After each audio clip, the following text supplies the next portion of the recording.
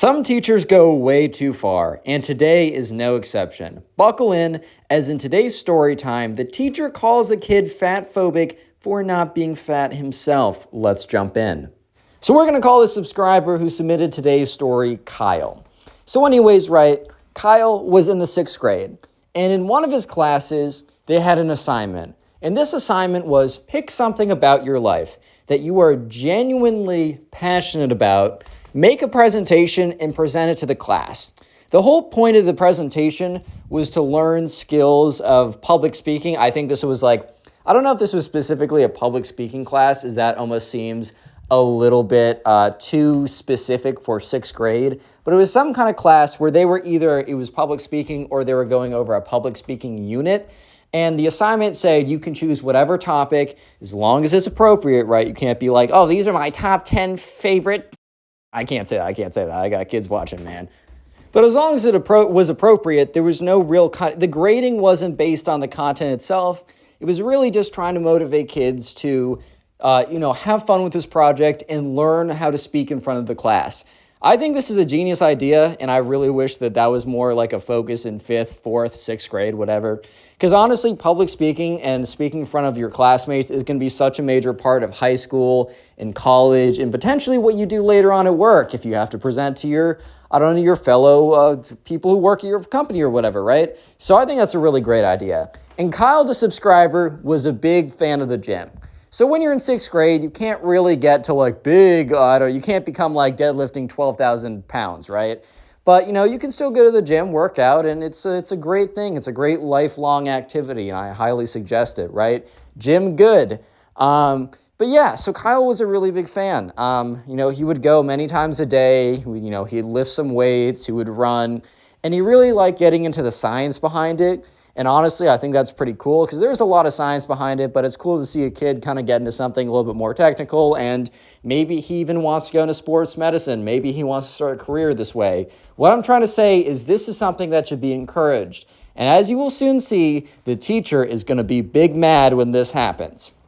So anyways, Kyle, when he hears that he has to do a presentation on something that he genuinely cares about, immediately knows that he wants to do a presentation on the gym, his daily life with it, what he does, and just basic advice for people who want to begin. I think one of the biggest reasons why people don't go to the gym is because it's scary in the beginning and it's hard to stick with it. And Kyle wanted to give some advice for that situation because he's been in that situation before. So anyways, Kyle spends a lot of time making this, right? He really puts in the effort to make this as good as humanly possible. Because he really he genuinely cares about it. And he wants to show the world that he does genuinely care about it, you know what I mean? So Kyle puts in a lot of work. He puts in a lot of effort. And he does, he gets a really good presentation together. So when it's the time to present, right, let me give you guys a little multiple choice question.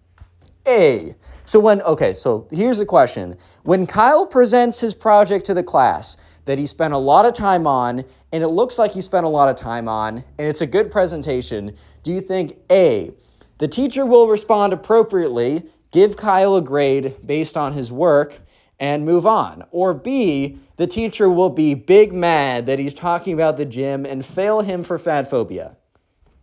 If you answered A, God bless your heart, but this is not the society and world we live in. If you answered B, you're a little cynical, but you're also a little right. So yeah, anyways, Kyle goes up there, he does his presentation, and he feels like he's doing a really good job. But one thing that was happening is people went before Kyle, and when they would go up there, the teacher would be looking at them, she would be smiling, she would be giving little claps and thumbs up, words of encouragement, and when they were done, she'd be like, Steven, that was so good, Audrey, that was amazing, and give them a high five or whatever. She was very, very all about encouraging them or whatever, which is great, and she's really great in that regard. So shout out to the teacher for doing that. Can't say shout out to the teacher for doing the thing she's about to do. So anyways, Kyle goes up there and he's giving the presentation.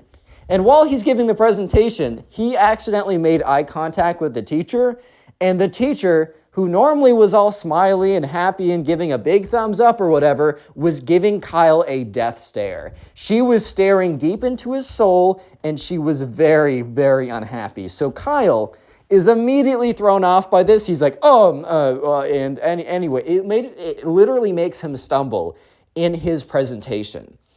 Because the teacher, for all the other ones, was all happy and smiling, and maybe not even that she wasn't smiling, but she was giving him a death stare, bro. You could tell it was different. And the thing is, Kyle wasn't having a presentation being like, if you don't work out, you're weak and lame, and you're gonna die early. He wasn't doing something annoying. He was just like, this is something I like.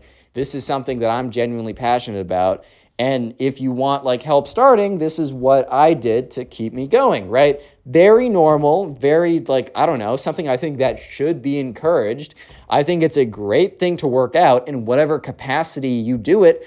I don't really care. It's just doing it in some capacity is great. You're going to have so many benefits, mental, physical, all these great things, right? But the teacher was big mad. And Kyle knew for a fact that she was big mad when he ended the presentation. Remember, for everyone else, she was like, this is so great. Like, Harrison, high five, bro. You go, Rudy. That was a great one. Or whatever, right? She literally says nothing and folds her arm. So all the other kids in the class clap because they're like, especially like a bunch of his boys in the back were like, yeah, let's go, Kyle, baby. Let's go. So everyone was clapping normally as they did for everyone else. But the teacher was big angry right now. She was not having it. Like her arms were folded. Here's the thing though. She doesn't say anything to him that day. She doesn't say anything, but you will see that she was in fact very, very upset. Very upset. But her arms were folded. Her arms were crossed. And let me just reiterate for the final time, there was nothing offensive in Kyle's presentation. There was nothing that was like, and I clarified this, there was nothing that was like, fat people are going to die earlier, lol. There was nothing like offensive. There was nothing intimidating. It was genuinely just like an informational thing about something he enjoyed, which is literally the assignment, bro. So yeah, Kyle learns that she's not a fan the next day when they get their grades back. So basically, the next day, the teacher's walking around with a bunch of slips of paper. And on the slip of paper is your grade from the assignment and then a few notes, right? If you got an A, the notes might just be like, good job, right? If you got a B, it might be like, good job, but I wish you did X, right? It's just like a few notes for comments if necessary. And the thing is, for a presentation like this, which is kind of just, it really was an exercise in practicing your ability to speak in front of people. This wasn't like an assignment that a teacher would, or this teacher, besides for Kyle, would have graded you harshly. Like the teacher would have given you a B if you kind of messed up, right? If you just, I don't know, your presentation was obviously not super great, or you just were not doing a good job public speaking at all, she would have given you like a B plus, right? Not a grade that would sink your grade or anything like that. So when Kyle turns over his paper to see an F, he was so taken aback because he knew for a fact that he did not do F work. If anything, he didn't even do B work. He knew for a fact compared to other people that he knew also got A's, he did at least A material work, right? So he looks at the comment and the comment says, come meet me after class, frowny face. The teacher wrote a freaking frowny face, bro. So yeah. Gotta meet her after class. Class. The secret word of the day is class. So if you made it this far into the video, comment class down below. Don't forget to listen to these stories on Spotify. The link to the official podcast is in the description. And if you're listening on Spotify, thank you. And please rate the podcast 5 stars. Anyways, so Kyle looks at this and thinks, okay, what is happening? Because he knows it's not a mistake, because if she meant to write an A but scribbled down an F or something, she wouldn't write out as well, come see me after class, frowny face. Like that would make literally no sense. Yeah, so Kyle, after class stops at her desk. And, before he stops at her desk, she's like, bye, Susan. Bye, Ben. Everyone have a good day. And when he gets to her desk, her face just completely changes. Her face goes from like happy, whatever, bye guys, to like, I'm literally gonna like take this hammer and blow your head off, bro. Like just this angry look. And Kyle's like, whoa, like I'm sensing a little bit of aggression from this corner of the room. Like, oh my God. So yeah, sure enough, Kyle stands there and he's like, and she's like, we need to talk about your presentation yesterday and why you received the grade that you did. And Kyle's like, yeah, I'm really confused. I feel like I hit all the points. I feel like I obviously put in a lot of work, and I feel like I presented pretty well. This doesn't seem to really match up with the rubric. And she's like, your presentation yesterday was offensive. And, Kyle's like, what? Like, what was offensive about it? She's like, how do you think that makes the people who are not working out feel? And Kyle's like, what? He's like, yeah, that presentation made everybody in the room who wasn't working out feel really bad about themselves. Did you think about that, Kyle? And Kyle's like, whoa, chill out, dude. What? You're the adult here. Okay, he doesn't say that, but he thinks, dude, you're the adult here, bro. Like, what's going on? But basically he says like, oh, well, that's why I had that whole thing in the presentation, because I used to not work out and I would start it and then I'd quit. So I wanted to give advice for, what I did to stick with it. And she's like, how do you know that like people who aren't working out just think it's better to not work out? Like you're putting your lifestyle on them. And Kyle was so like confused on what was going on. He was like, I genuinely don't understand what I did wrong. And she's like, I will give you, because I am feeling generous today, because I am a generous individual, I will give you an opportunity tomorrow to come in with a brand new presentation on a non-offensive topic, and I will consider changing your grade from an F to a B perhaps. Yeah, you guys heard that right. Basically, the teacher was big mad that Kyle was saying good things about working out. And she was like, I'm not working out, and this makes me feel bad about not working out, so I need to fail him, right? And in because she is feeling, quote unquote, generous, she decides that she's going to give him a, quote unquote, opportunity. Basically, that opportunity means you need to go home. Instead of having a week to work on a presentation, you have literally one night. You have to present it in front of everybody, which means everybody knows that you failed the other presentation and you're given another chance by the generous teacher, and you may get a B if she's in the right mood. So completely ridiculous. And Kyle looks at her and is like, none of the stuff I put out was, in my opinion, offensive. I think if you surveyed the class, they'd agree with me as well. And she's like, that is not an opinion. Like, that is not true. And also, I'm not doing that. I'm not putting the class through any more mental stress than your presentation already did. And Kyle's like, bro, what? Like, I'm literally, you're saying that people were offended by it. I'm saying everyone liked it. Why don't we just put some empirical evidence to this, bro? Why don't we put it to a test? But, bro, the teacher was really like, you're going to put them through more mental stress than you already have. Like, dude, chill out, bro. I don't know what else to say. Yeah, so Kyle felt pretty defeated right then because, remember, he genuinely put a ton of work into this presentation. This wasn't something they put together last minute. I mean, the teacher said, choose something you're genuinely passionate about. And Kyle followed the orders. He also chose something that wasn't that offensive. And he even made his presentation so that people who were, maybe wanted to work out, but it didn't work out in the past, weren't able to follow through. Going to the gym is something I've personally been doing for the last 6 months, and I had to do certain things to make sure it was consistent, because I would always, for the last couple of years, I would start for 2 weeks and then quit, start for a month, and then fall off. And I've had to change certain things and do things differently to stay consistent. I've really only seen the results after doing it for 6 months. It's just something like that. So Kyle wanted to kind of give the gift of the work that he's put into the other people. And he felt as if the teacher was unfairly, giving him an F. He just felt that was unright. So Kyle, while feeling defeated in the classroom and realizing that he was not able to convince the teacher otherwise, Kyle decided that what he was going to do was that he was going to bring it to the principal, because something in Kyle's school that they were aware of, even though it rarely works, one thing you need to know is this never happens, but it could happen in theory. If you are truly upset with a grade and you think that it was completely ridiculous, you can bring it to the principal, and you can basically bring it to the administration, and they can issue a reversion, they can revert your grade to something else. However, while that is technically something you could do, Kyle has never heard it work. Like, apparently it worked years before when he wasn't at this school.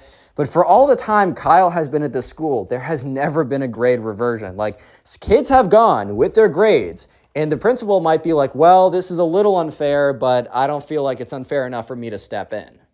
Which, I mean, I guess makes sense, because I feel like the principal doesn't want to make it a habit that whenever you don't get a good grade, you come to him and he fixes it. But he also, I guess the principal wanted it to be an open path. He wanted it to be an open door, because there are situations where teachers will go power hungry, or they'll either have like a complete lapse in judgment and it will impact your grade. Because sure, sixth grade grades don't matter that much, but they also kind of do.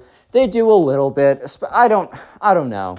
But it was a thing that he wanted to have open. So Kyle brings his presentation and brings all the materials and brings everything, including the note that said he failed. And yeah, he went to the principal and he said, hey, I failed a presentation. And the principal's like, I'm sorry to hear that. Like, did you not meet the requirements?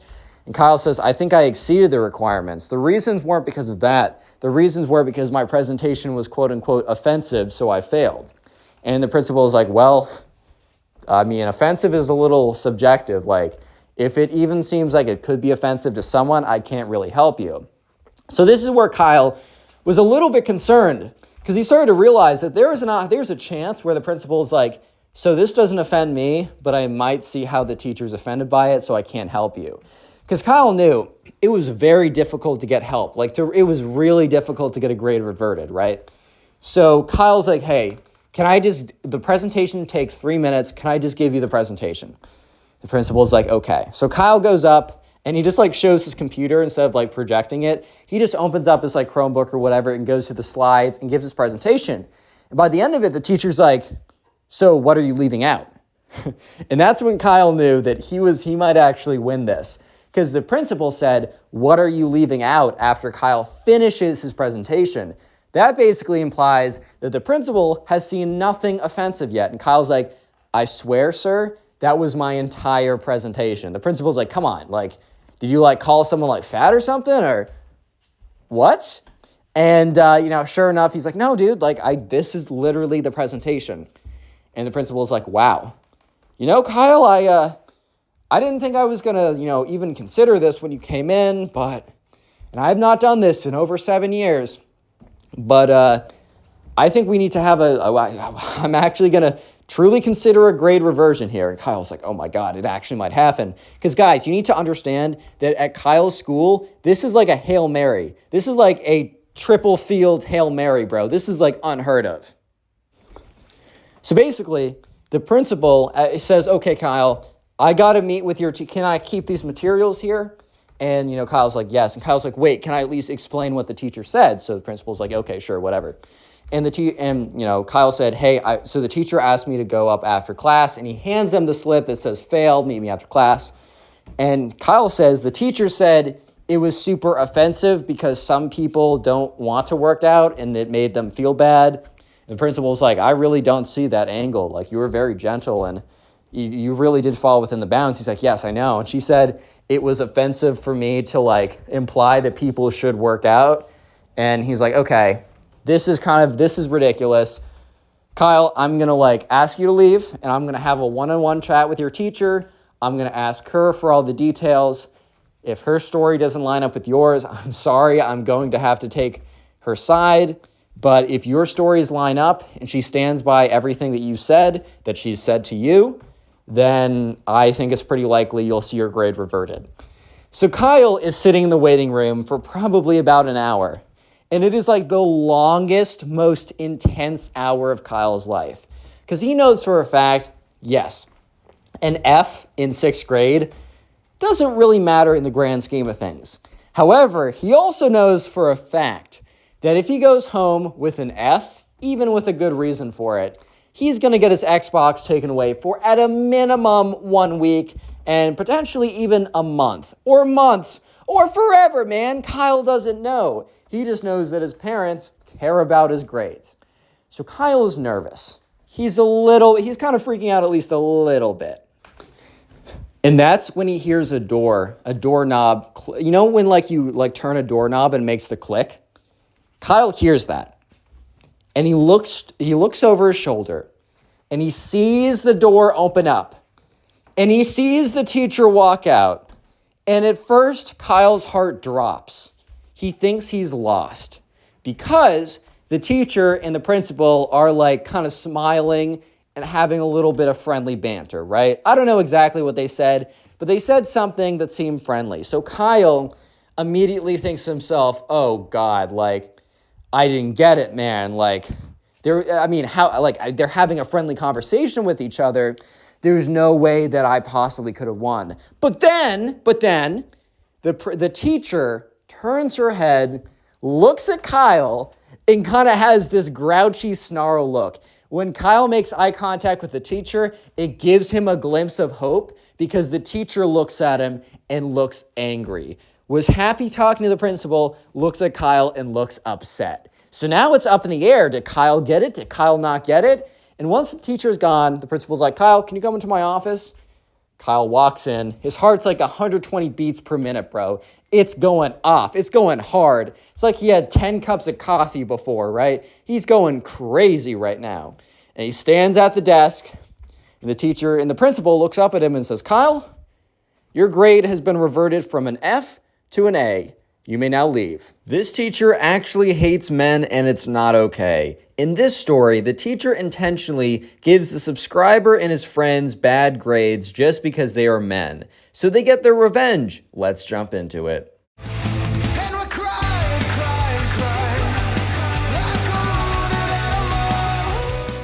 So we're going to call the subscriber who submitted this story Henry. So anyways, Henry was in class, and I'm going to give you a little bit of context that Henry didn't know at the time, but he learned after the fact, which will just make the story make a lot more sense. So Henry's teacher was, she was a woman. She was in like early to mid 30 kind of range, and she had just gone on a date with a guy several times, and she got ghosted and dumped. She had a really bad experience. But the thing is, right, you need to be able to compartmentalize aspects of your life and not let them bleed over to other aspects of your life. So basically, the teacher would go on to punish every single kid in the class who was a guy just because they were a guy. And the first time Henry realized this happened was there was one day they all had a big presentation. So the presentation was kind of like they were in 6th or 7th grade or something like this. So I think they might have had like a dinosaur unit or something. I don't know. I didn't totally get the information specifically what the presentation was about, but let's say dinosaurs, right? So the guys and the girls all chose whatever dinosaur they wanted to. They made a presentation, slideshow type thing about it. And here's what happened though. So the guys, look, here's one thing you might notice. This is just an observation I made in school, and you might find it to be true as well. Girls tend to put in a little bit more effort than the guys. That's just what I've noticed, especially, this is not true for every girl and every guy, obviously, but I've just tended to notice that that's kind of what happens sometimes. However, at least in Henry's class, I think on average the girls did a little bit more effort, but there were plenty of guys who went really crazy extreme and did really great presentations.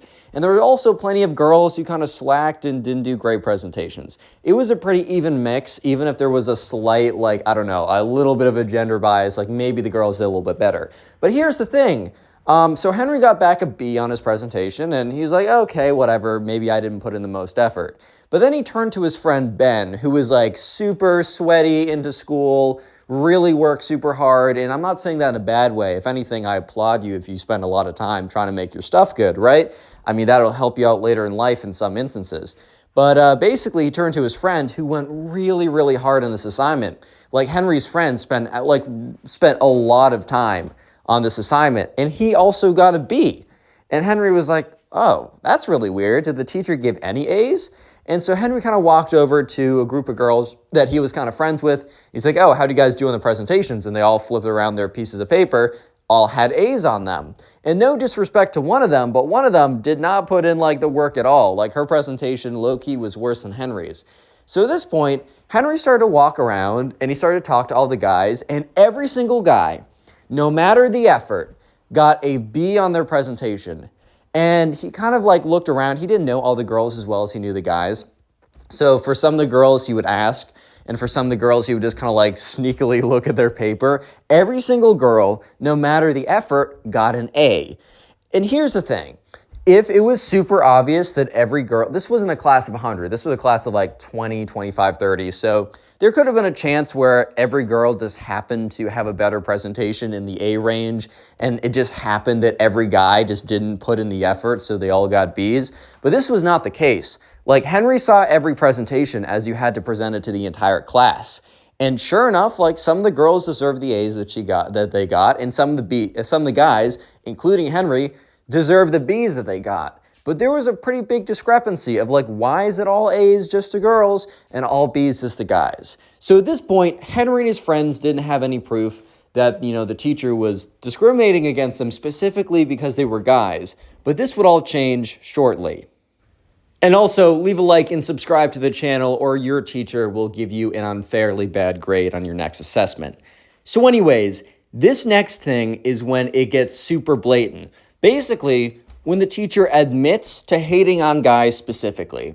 So they were having a test coming up, and the teacher was going over the material. And the teacher had a little section at the end of the class where they would go over all the miscellaneous or just important information about the test. For example, like, you should bring number 2 pencils. You should not have your phone. This is a history class. Don't bring a calculator. I don't know why you'd bring one, but just don't bring it. Like, leave your phone in the bin at the front. It will happen at our normal. So like, kind of like information about the test. So Henry was low-key kind of spacing out because like the information is always the same. It's always the same, but like the teachers feel like they need to say it every time because, just in case someone didn't hear it the first time. It's like the rules of the test and just important information. So even if it is the same every single time, teachers kind of feel like they just need to say it either way. But anyways, there was a new thing that was added that was a little bit controversial. To say a little bit controversial is an understatement. It was extremely controversial. And it kind of confirmed Henry's theory. So at this point, Henry and the other guys in the class believed that, we'll say Miss Davenport, that's the name I use for every single teacher, that Miss Davenport was discriminating against the guys and giving a bonus to the girls for being girls, because it seemed that as if she gave grades simply along gender lines and not by actual quality of work. However, they didn't have 100% concrete proof yet. So anyways, this is when they get their 100% concrete evidence. So basically, Miss Davenport is like talking about it, and she says, also, another thing for you guys to be aware of. If you're a girl in this class, you will get a bonus 20% on the next exam. So you guys can score an 80% and get 100. But also, just so you know, you can't score 100%. So if you score a 90%, you will only get 100%, you'll not get 110%. And then she moves on to the next piece of information. Then she's like, and also, guys, remember, we're in classroom 210 at 11 in the morning, and like, Henry was like, whoa, what? So Henry raises his hand. And Miss Davenport's like, yes, Henry. He's like, so wait, what about that bonus? Like, does everyone get that bonus? And she's like, nope, only girls in the class get the bonus. Anyways, does anyone have any other questions? And like, all the guys look at each other like, hey, yo, bro, whoa, pause, dude. What? Huh? Like, are you serious right now? Like, did I just hear this correctly? Or no, my ears must be deceiving me right now. Because there's no way I just correctly heard that you're saying that if you're a girl in the class, that you will get a bonus 20%, right? And if you're not a girl, you don't get that bonus 20%. Like before, look, she gave out all A's to girls and all B's to guys. However, coincidences happen, right? Just because there's a correlation doesn't imply causation. First rule you learn in statistics. However, she's blatantly saying that, like, dude, if you're a girl, you're big chillin', bro. You're big chillin'. Like, I got you. And if you're not a girl, like, that's tough, dude. Like, you got to study 20% harder.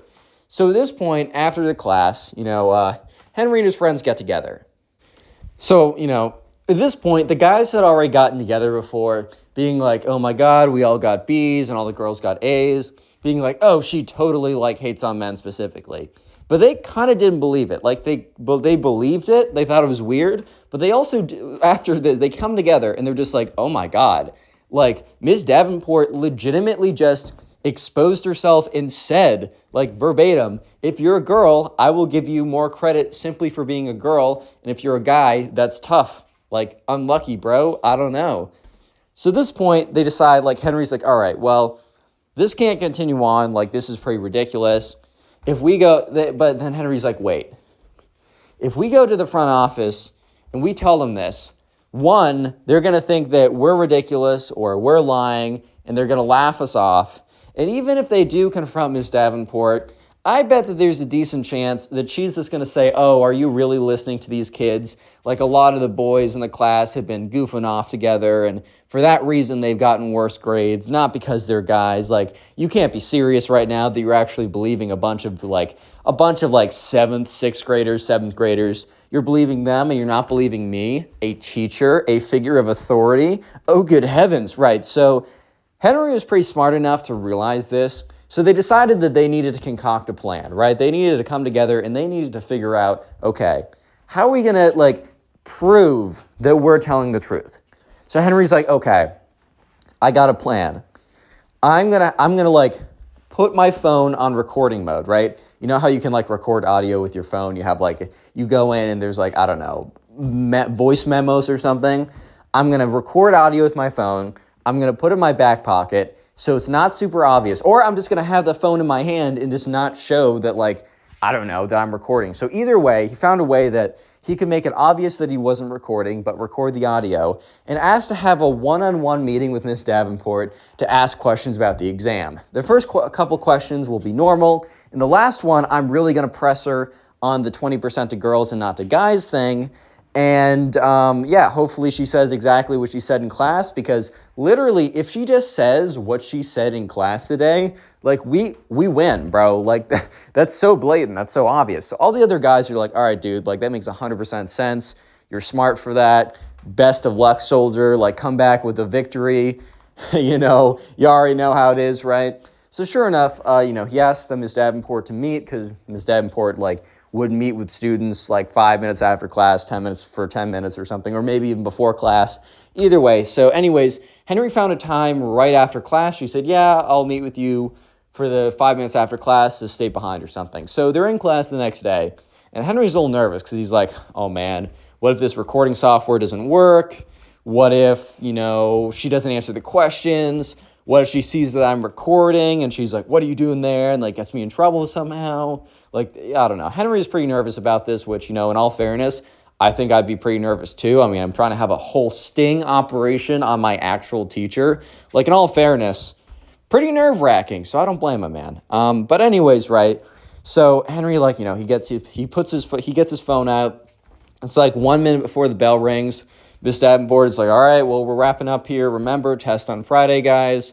People start getting up, and, Henry turns on, the voice memos, hits record, and just holds puts the phone in his pocket. Because he realizes it might not work if he holds his phone in his hand, because she might be oh, put your phone away or whatever, or something like that. So, puts it in his pocket. He already tested the night before if he couldn't hold up. He tested recording audio when it's in his hand, when it's in his front pocket, his back pocket. He even tested in his backpack, but it was way too muffly in his backpack, so he knew not to put it in there. So he goes up to Ms. Davenport, and he watches as people file out of class.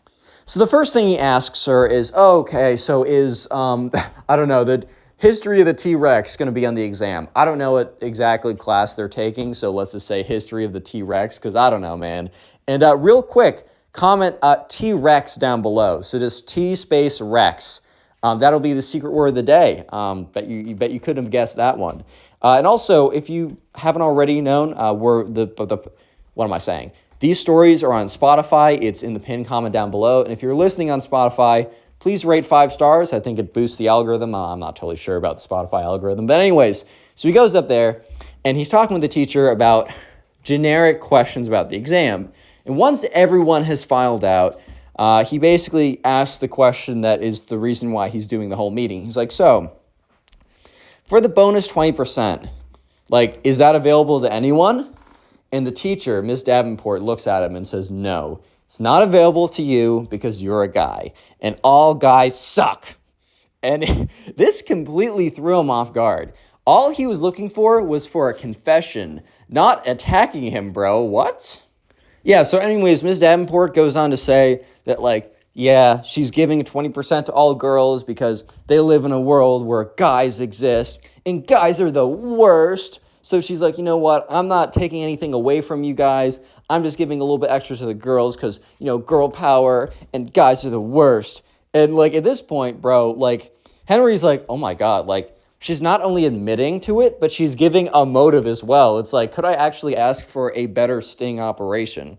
And then Ms. Davenport goes on to share personal details about her life, which is like, dude, keep that stuff out of the classroom, bro. But she basically goes on to say, like, yeah, I was seeing this guy, and I thought he was a good guy. I thought he was nice. I thought, he wasn't like all the other men. But you know what? I went out to dinner at, I don't know, Charlemagne's, let's call that a restaurant name or something. And I was waiting there for 20 minutes, 30 minutes, 40 minutes. We had reservations. And the waiter had to come over and say, like, are you waiting for anyone? And I had to say yes every single time he came. And after an hour of waiting, he said, like, would you like, do you want me to get you something? And I said no, and I got up and I ran out of there. And that's when I got a text message from the guy saying, probably better if we don't see each other. All men are the worst. And Henry's just looking at her, and he's like, in his head, he's like, dang, that's a tough story, but what does that have to do with me, bro? Like, I'm a 7th grade student. This is some grown man. We are not the same, bro. Like, I don't know what to say. So sure enough, Henry's like, I'm sorry that happened to you, but that also wasn't me. I don't know this guy. I do not speak and act for all men, and also he does not speak and act for all men. And the teacher's like, well, you're going to grow up to be just like him because all guys are the same, So I just thought I'd help the ladies out now because they're going to need it from all the screwing over that you're going to do to all of them. And Henry's like, well, okay, haha, Miss Davenport, I will see you tomorrow in class. And he gets up and he leaves.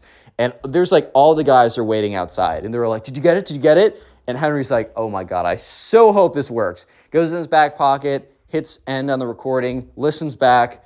It's like dead silence, right? Not from his recording software, thankfully, but there's like dead silence as everyone's trying to listen in. And Henry has it right up to his ears and he's like, yep, I got it. So then he goes ahead, he plays the recording, he skips ahead the first minute or two, which is just normal questions. And by the end of the recording, every guy is so freaking shocked. They're all blown away by the fact that Miss Davenport not only admitted that she is blatantly giving an advantage to girls and not the guys, but she gave a reason. And the reason was so insane. The reason was, hey guys, so a guy once did something bad to me, therefore, I'm going to punish all men. Huh? Bro? Huh? What? Are you saying everything a guy has done wrong is now on me? By that logic, every good thing a guy has done is also on me. So I guess I'm just Albert Einstein plus every good guy ever. So yeah, I mean, I guess pay attention to that too. Like, bro, what? So yeah, all the guys were like, okay, this is insane. This is ridiculous. And this is the most blatant admission of actual discrimination that we've seen. This is so blatant that there's no way the school doesn't do anything about it. So anyways, they go to the principal and they explain it first. They don't show the recording first. They explain it first. Kind of out of curiosity to how the school would react. And sure enough, the principal kind of laughs at them and it's like, boys, come on now. I know Miss Davenport. She wouldn't do something like that. I just think that you guys are not putting in the work that you need to, and I'm sure if you do, you'll get the good grades you want. And the principal was literally about to get up and tell them to go because she has another meeting, and that's when Henry's like, actually, we have proof. And the principal's like, what? So Henry's like, so I asked Ms. Davenport for a meeting, but I recorded the meeting. And the principal's like, you really can't be recording people without permission, blah, blah, blah, whatever. But Henry's like, okay, fair, listen to this though. He plays the recording, and by the end of it, the principal's kind of like fun, happy, oh, you silly kids, just work harder face, turns into this is a serious liability, dude. So yeah, the principal by the end of the recording is like, boys, I'm so sorry. You have to understand, I would have never, this is unexpected. And Henry's like, look, we didn't really expect you to believe us because why would you? So this is why we got the recording in the first place. And she said, I'm sorry you guys had to go through with this. We might ask you for a little bit, like for some, I don't know, some questions, because this is like a full-scale investigation type thing, right? We might ask you to answer some stuff, but other than that, you guys are free to go. So yeah, let's just say that they did not have an exam that Friday. The reason was not because like the exam wasn't ready for them to take, but because Ms. Davenport was in a full-fledged investigation. Look, at the end of the day, if you're a teacher and you're giving certain people, advantages or disadvantages based on some intrinsic part of them that they can't control, whether that be, I don't know, gender, height, skin color, weight, I don't really care, anything like that, dude, that's a serious problem, right? You grade people based on, the work they put in, the effort they put in, and also how correct they are, right? You don't do it on something that they have no control over and which shouldn't really matter when it comes to this stuff. It was taken very seriously, thankfully, and Ms. Davenport was put on administrative leave, and she was allowed to come back, which is, a little questionable, and you guys can put in the comment section down below if you think she should even be allowed back at all. I'm curious to hear what you guys think. But yeah, she eventually came back, but she was gone for that entire year. So yeah, Henry actually got kind of like a permanent substitute who was a lot cooler and also didn't give girls plus 20% or better grades just because they're girls, which I think is, I would have thought is the bare minimum, but I don't know, man. I guess I was proven otherwise. Today we have a story of this teacher who completely owns this spoiled kid. I know you guys will enjoy it. It's a perfect karma story. Let's just get into it.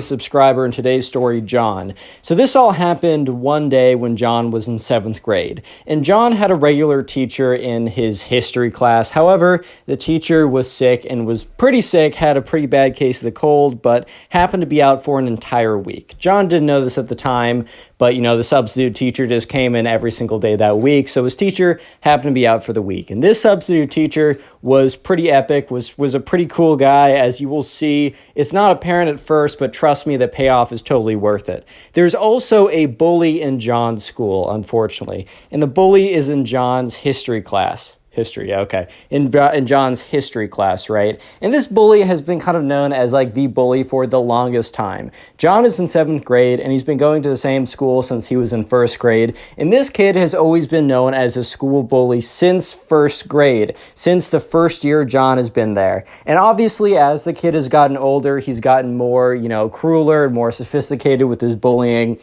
But he just never stopped. And John would always tell his parents, and his parents were like, oh, well, he's going to grow up someday. And let me just say, it has been 7 years. It has been 7 years of long bullying. And John's been waiting for long enough. So this all happened. Let's go to day one. So day one, John comes into class, and he's waiting for his regular teacher, and the substitute teacher walks in instead. And John's like, oh, okay, I guess we have a substitute today. And the substitute is like, hey, class, like, my name is Mr. Davenport. I will be substituting for Mr. Kavanaugh because, he's sick today. And if he's sick for any other days this week, I'll be substituting as well. Like, we'll be doing normal activities. Class will be continuing as usual. I've studied the lesson plan, and things will be, like, normal. So anyways, on the first day, class was fairly normal, and, John was sitting with his friend, Ben. Ben is not the bully this time.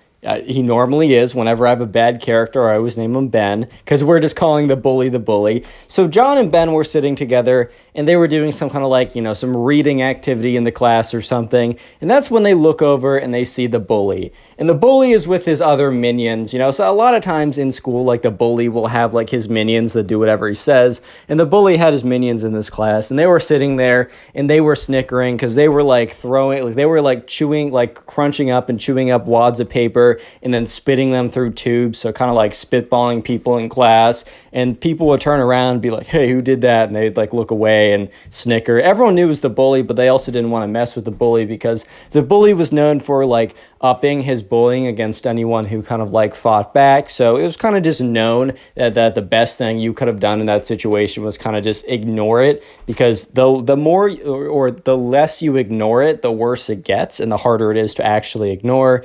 And, John turned to Ben. He's like, what, this this kid's been the worst for the longest time. Like, is anyone ever going to put a stop to this kid? Or is this kid ever going to grow up? And, Ben is like, dude, I totally see this guy becoming some executive of a company and doing this exact same thing to his subordinates. Like, I see that happening. And John's just like, dude, I know. I told my mom this years ago that he was a bully. My mom's like, oh, he's going to grow up, John. He's going to grow up. Well, he's growing up to be a bigger butt than he was before. And the thing is, right, the bully overhears this. And the bully turns around and is like, hello, John. And John's like, oh, hello there. And the bully's like, well, did I hear you guys talking about me? And Ben is like, no. The bully's like, well, I don't know. Last time I went to the doctor, last time I got my ears checked, the doctor said that they were pretty good, that I could hear quite well. So I really don't know what's going on. Because I thought I heard my name.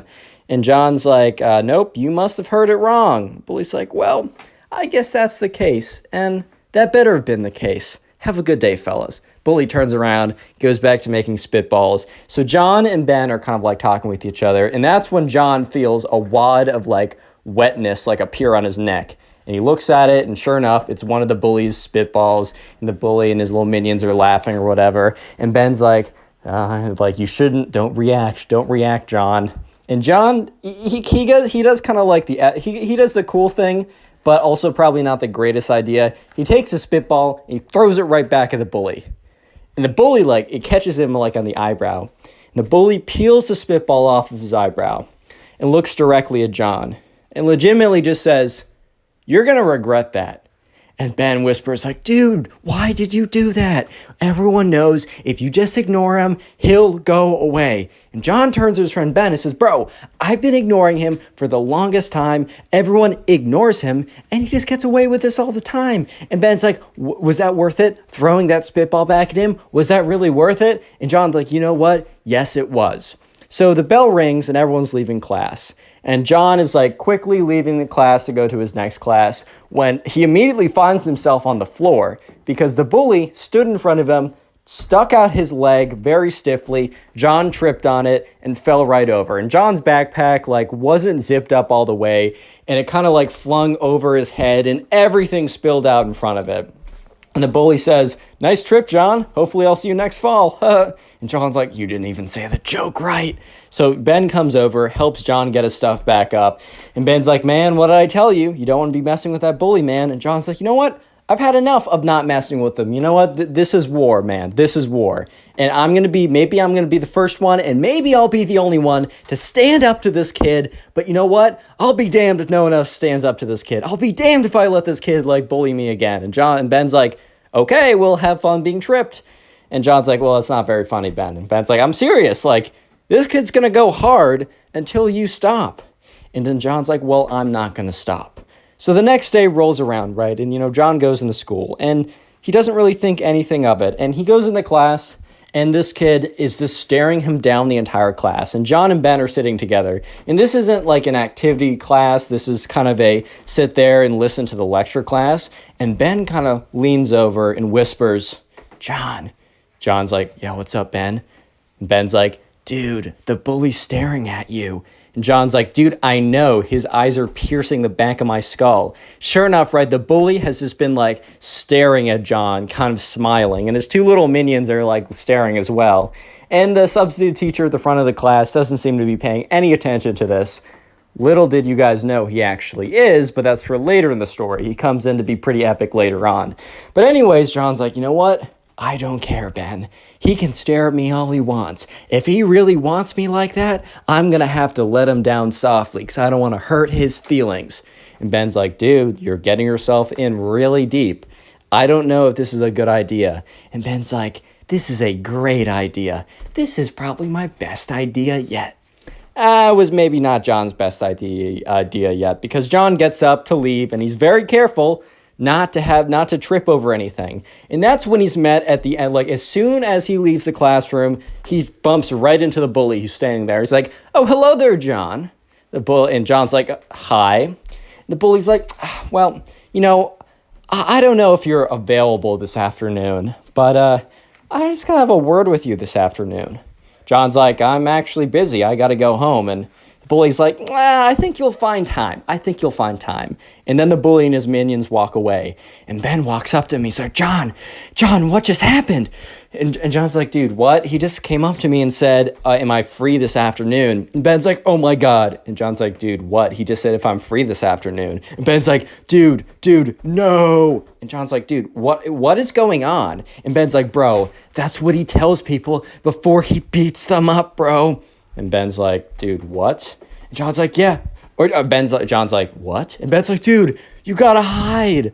And sure enough, John is starting to take this a little bit more seriously because while the bully is not that harmful, like physically, when you don't push back, in the rare cases people have pushed back, he has tried to continuously like show his authority, basically, show his dominance. Or however he chooses to do that. So Ben and John are like, John's like, all right, well, this probably isn't a good idea. We got to find a way to sneak out of school because there's like one main exit and kind of like the place where people get picked up because John rides the bus, right? There's like a place where the bus always arrives, but to get there, you have to go through this main hall. And Ben and John sit down and realize that the bully is most likely going to try and intercept them in the main hall and like pull John aside and, give him a few 1-2s, you know what I mean? And so John is like, all right, Ben, well, we gotta figure this out. So they look around, they find another exit, and so they basically decide to skip their next class.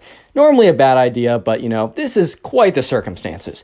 So they're looking around, and, they look and they're like, oh my God, here's another exit, and then they see it's a fire exit. So if they push this, they'll push the fire alarm, they'll get in a ton of trouble, it'll just be it'll be a bad situation, right? It'll be a bad deal. Real quick, if you made it this far into the video, comment bully down below, and I'll try and heart as many comments to say that. I just want to see how many people, and I also want to see the names and the faces of the people supporting this channel by watching this far. If you don't know, the best way to support this channel is just by watching the videos. It's called watch time. YouTube really appreciates that. So if you want to really support the channel, maybe now or later, sit down and watch 2, 3, 4, watch as many videos as you possibly can. And also, you can do this while gaming, drawing, trying to go to sleep, cleaning your room, literally whatever. And please go in the comment section down below and tell me what you are doing while binge watching the videos and supporting the channel. And I'll shout some people out, like the person on screen right now who is doing this. So thank you to this person on screen, as well as thank you to all of you guys for supporting the channel by binge watching the videos. With that being said, let's get back to the story. So at this point, right, John and Ben are looking around frantically, skipping a class, right? So they're taking it pretty seriously, trying to find an exit, which is not going to be the exit that the bully expects, because there's normally one main way that everyone leaves the building and then goes to the bus or goes to get picked up. And they're assuming that the bully is going to know this, which, I mean, he is going to know this, and he's going to be waiting there, and he's going to pick John up and give him the whole 1-2, right? So John and Ben are looking around, and they do find an exit. However, unfortunately, it is a fire escape. And Ben is looking at his watch. He's like, dude, we got 10 minutes till the bell rings. And John's like, well, can't we just wait it out? And he's like, dude, like, you're going to miss the bus, and then you're going to be stranded here. And John's like, I could always call my mom and say I missed the bus. And Ben's like, bro, they're going to know that you didn't leave, and they're going to come find you in this building, one of his minions at least, right? And then you're going to be stuck here probably for an hour without your mom coming to pick you up. You don't want to do this. And John's like, what am I supposed to do? Am I supposed to walk there and just like let it happen? And Ben's like, we still got 10 minutes. We can figure this out. So John and Ben are frantically like going around the school trying to figure it out. And that's when Ben actually has the brilliant idea of John. And Ben's like, what? And John's like, what? And Ben's like, dude, I figured it out. We're not supposed to be looking for doors. And John's like, dude, what do you mean we're not supposed to be looking for doors? And Ben's like, windows, John. There are no fire exit windows. And John's like, oh. So then now they start looking around, and a lot of the windows are like glued shut or way too high or have like some screen in them. But that's when they go into the bathroom. And they find glass windows that when you like crank them, they go up, and when you crank them, they go down. There's no massive drop. It's like a 3-foot drop or something. They're not super big, but you can put your backpack through them, and then you can crawl through them as well, and it's the perfect escape. And that's when the bell rings. And John and Ben are like, all right, or Ben's like, all right, John, let's go. So sure enough, John pushes his backpack through. Ben pushes his backpack through. John gets up there, goes through the window, drops down, says it's all good, not a big drop or anything. Ben goes through, does the same thing. They get their backpacks on, and they sneak around the school, and then they see the bus, and they sprint towards the bus. And they're sprinting towards the bus, they get on it, and they both sit in the back. And when they both sit in the back, they're looking out, and they see one of the bully's minions walk out to the bus and look around, right? And that's when the bully makes eye contact with John and calls back. And John's like, dude, they see us. And, Ben's like, okay, what we need to do is we need to go to the front of the bus. And Ben's like, or John's like, why would we need to go to the front of the bus? And he's like, shenanigans happens in the back of the bus, John. And John's like, okay. And then Ben's like, the bus driver will not allow this kid to beat you up in the front of the bus. And John's like, all right, totally fair. That makes a lot of sense. So John and Ben go all the way up to the front of the bus. And that's when, as they're about to leave, the bully gets on and says, oh, John, I thought we were having a little date this later tonight. And John turns to Ben and he's like, see, I told you he's into me. And Ben's like, pay attention. And the bully's like, so sad that you had to avoid us. Well, I'll be seeing you tomorrow. So anyways, the next day in history class, John and Ben are sitting together and the teacher is handing back, grades from a test that, was administered the week before. And the bully was sitting behind this girl. Let's just call her Caitlin for the sake of this. She doesn't really come up again, so I'll call her Caitlin, and if I forget, who cares? So the teacher's giving back the tests. And, John and Ben did fine. John got an A-, Ben got a B, totally fine grades. And when the teacher gives the test back to Caitlin, Caitlin ends up getting a C. And, C is, I guess, fine enough. It's not a grade you should be shooting for in a lot of cases. Maybe some math classes I can understand. But either way, Caitlin was really not happy with it. And the bully turns around and is like, oh no, the waterworks. And Caitlin starts crying a little bit. The bully's like, oh no, did you disappoint your parents again by doing bad? Well, next time, just try harder, Caitlin. And the bully turns around and his minions are laughing. And, John is like, dude, this guy's legitimately the worst. Do you see why I'm standing up to him? And Ben's like, are you really standing up to him? You're just running away from him at this point. And John's like, what would you do in my situation? And Ben's like, I don't know, be a bystander, stay quiet, keep my head down, and wait till I get to leave middle school. And John's like, that's not the point, Ben. That's not the point. This kid is doing this, and we're allowing it to happen. And, Ben's like, yeah, we are. It sucks. What do you want us to do? John's like, I don't know. And no one was noticing, but the substitute teacher was starting to really pay attention to everything that was going on in class, right? So after school again, John and Ben, they're going around, they're walking around, and they're trying to they're going to the bathroom, right? And they're skipping the last class, or they're leaving 5 minutes early from their last class because they have to get quote unquote picked up early. They faked a absentee note from their parents or whatever. So they're out of class 5 minutes early, and they're both walking to the bathroom. And that's when they run into the substitute teacher.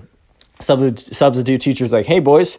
And they're like, hey, Mr. Davenport. And Mr. Davenport's like, boys, I don't think you're supposed to be out of class yet. And, Ben's like, yeah, well, we have a reason. And John's like, no, we left class early. And Mr. Davenport's like, boys, you can't be doing that. And that's when John's like, you know what? Screw it. I'm just going to tell him everything.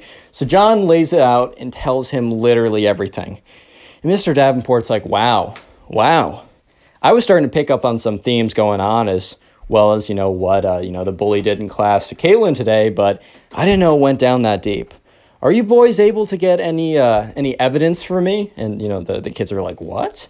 And, the substitute teacher's like, yeah, I've actually been putting together a bit of a file recently on this kid. I was a little disturbed when I saw him trip you, and I wanted to really, really get some. I wanted to stand back. I wanted to be a bystander. I wanted to watch what was happening so that I could collect enough evidence so that this kid, who seems like a real systemic problem, could be dealt with properly.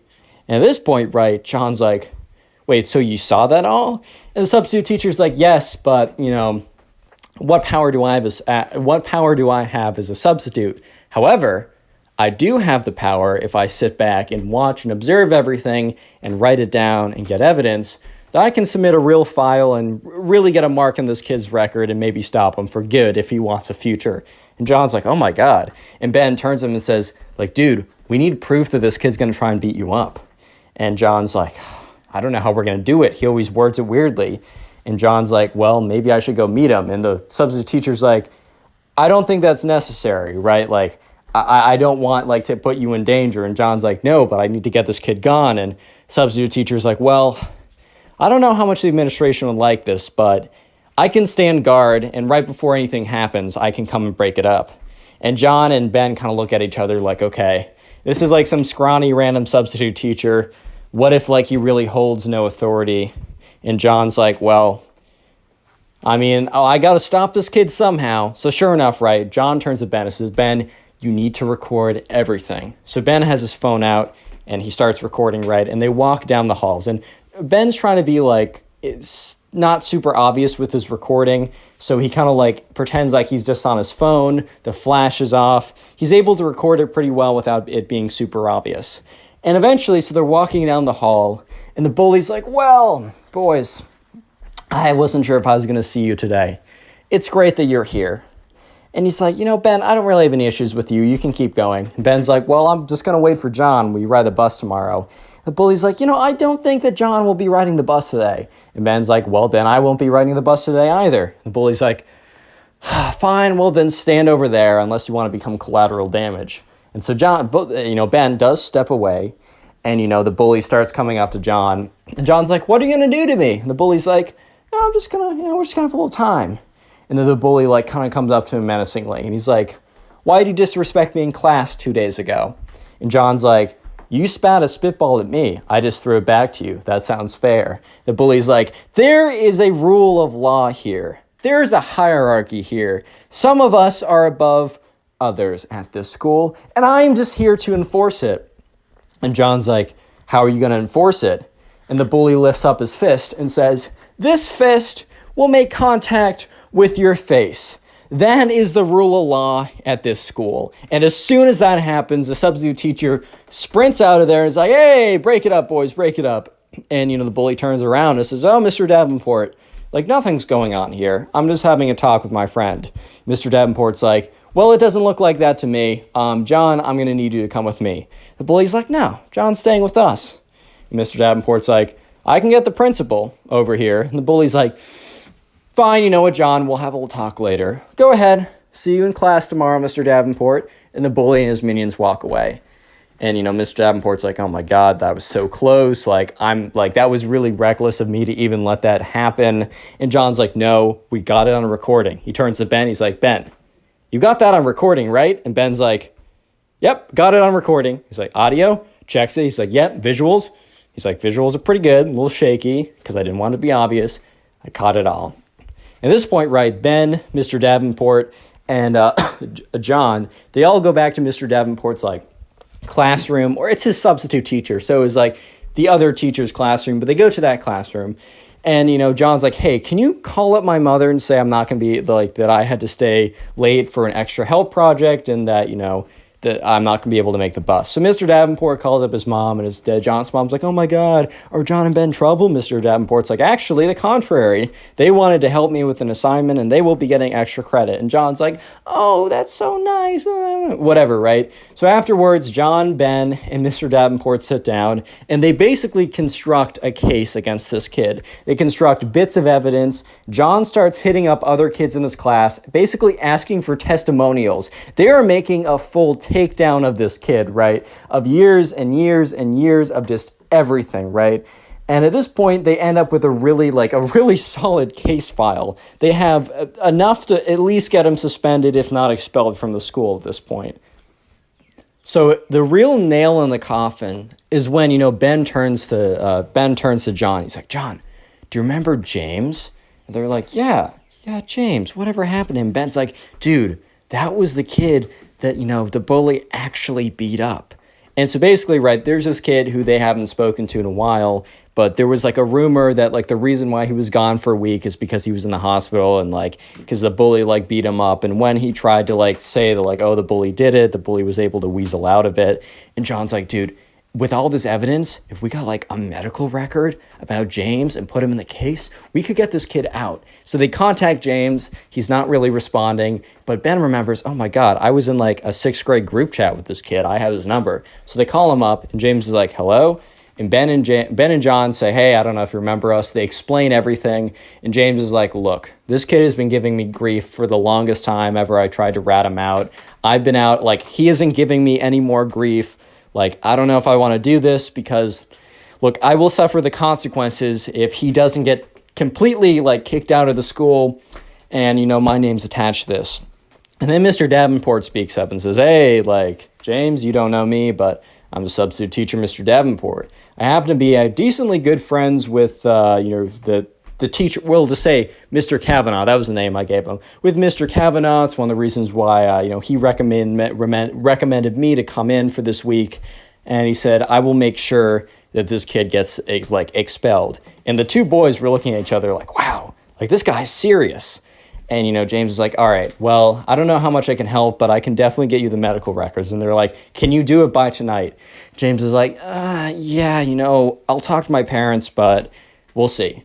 And John and Ben were like, all right, we'll see. Thank you so much. Like, tonight would be the greatest. We're trying to get this in by tomorrow, and things might leak if we don't. So anyways, later that night, Mr. Davenport's like, all right, just send me the stuff on your school email. It doesn't matter. It's on school email. I don't care. So sure enough, right, the next day or that night, James sends them like a medical record. He said, this is the date. This is the injuries.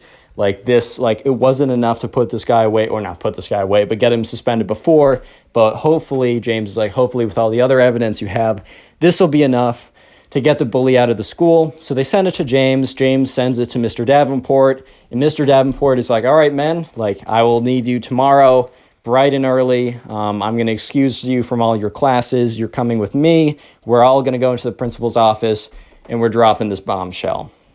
So the next day rolls around, as it always does. But this was a special day. They all walk in. John, Ben, and Mr. Davenport walk to the principal's office. They sit down. John and Ben explains everything that's happened, not just this week, but ever. And Mr. Davenport explains all the things he's observed. And the principal's like, wow, this is quite a lot. And Mr. Davenport's like, well, this isn't it. And Mr. Davenport then sends like the terabyte large, okay, it's probably smaller than a terabyte, but the very large file that they've created with all the evidence, with all the references, with all the people's testimonies. And the principal's like, wow, this is intense. And Mr. Davenport's like, it's really thorough too. And so basically, right, the principal's office, like, we need a couple days to go through this. And the principal's office, like, Ben and John, you guys can be excused for the next couple days. You're not suspended. You're not anything. But if you want to take the next couple days off just for your own protection as we vet through this, that's totally fine. So John and Ben were like, oh, shoot, like, of course. The school contacts their parents. They explain that they're not in trouble. It's for their own safety. And John's mom's like, oh, John, you should have told me about this, whatever. So a couple days go by. And that's when Mr. Davenport emails John. And the headline of the email is, the verdict is in. So John immediately, he sees the notification on his phone, and he immediately opens up the Gmail app, and he's just swiping and refreshing, and eventually opens up the app, gets in there, opens the email, and it's one line saying, click on the video on screen right won. now. I know you'll enjoy it. Just click it, do it. Do you guys have that one kid in class who is just so entitled and a massive jerk? Well, imagine for a second if your teacher humbled him in front of the entire class. That'd be pretty satisfying, right? Well, today, I have a gift for you. In today's story time, there's a kid who is an entitled, massive jerk.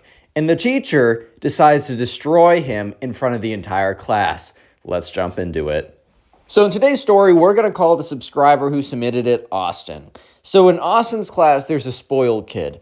We're going to call the spoiled kid Ben, but I'm probably going to interchangeably use Ben and spoiled kid. So when I say Ben or either spoiled kid, I mean the same guy. So a little bit of context about the spoiled kid before we jump right into the story. So anyways, the spoiled kid comes from a very, very rich family, which is totally fine. Like, if any of you guys come or know people that come from rich families, a lot of people are totally cool that come out of them. However, there are a handful of kids, especially kids, and also a lot of adults I've found, that because of the money that they were given or they were born into, they somehow believe that they are better than everyone else and that they actually worked really hard to be randomly born into this family, and they kind of act that way, and it's pretty funny. However, the spoiled kid, or Ben, was one of those people. So Ben kind of became a massive jerk. Maybe it wasn't only because of his money. Maybe he was just going to be a jerk no matter what because of the way his parents raised him. But either way, he was a massive jerk who was also a rich kid, spoiled brat. So let's jump into the story. So this all started in Austin's class. So Austin has history class with Ben, the spoiled kid. And Austin and Ben never got along really well. They started not getting along well when they were paired up to be partners in the very beginning of the year. And let me just say that Ben did not do his fair share of the work, because when has Ben, the spoiled kid, ever done his fair share of the work? Because remember, he's the type of kid who believes that he is simply entitled to a good grade because he shows up, and that why would he have to do the work of the peasants around him when he is royalty himself? That is legitimately the way that he views the world, guys. Don't forget that. So anyways, one day, as the class is ending, I think Ben, the spoiled kid, I think he was just looking to, put down other people. Maybe he's feeling extra insecure about himself. Maybe, a lot of things could have been possible. So as the spoiled kid and Austin and everyone else in the class are dismissed from class, as they're walking out, the spoiled kid, Ben, starts going up to random people and being like, "Where did you get those shoes? From the side of the streets? Ha ha ha. Where did you get those shoes? They look like you found them in a horse's butt."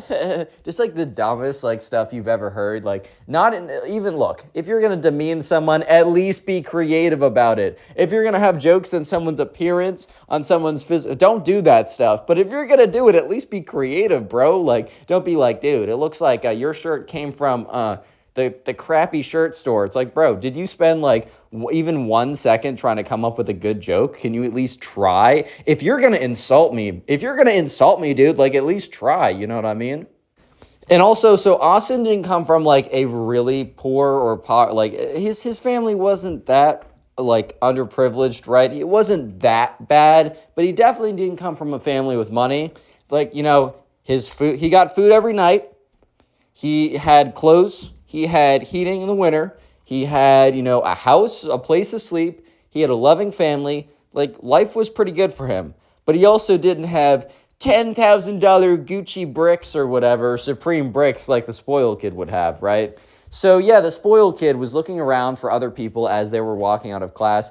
The spoiled kid was basically looking for other targets, other people that clearly didn't have his super expensive shoes, Louis Vuitton shoes or whatever, right? So sure enough, he sees Austin, and Austin has the same pair of shoes that he's had for the last 3 years. They're a little bit torn up, but I don't know about you, but I would wear shoes to the ground. I don't really care that much. I remember I was playing, tennis once, because that's something I used to play back in the day, and I literally felt I felt the tennis court through my socks because there was a big old hole at the bottom of my shoes.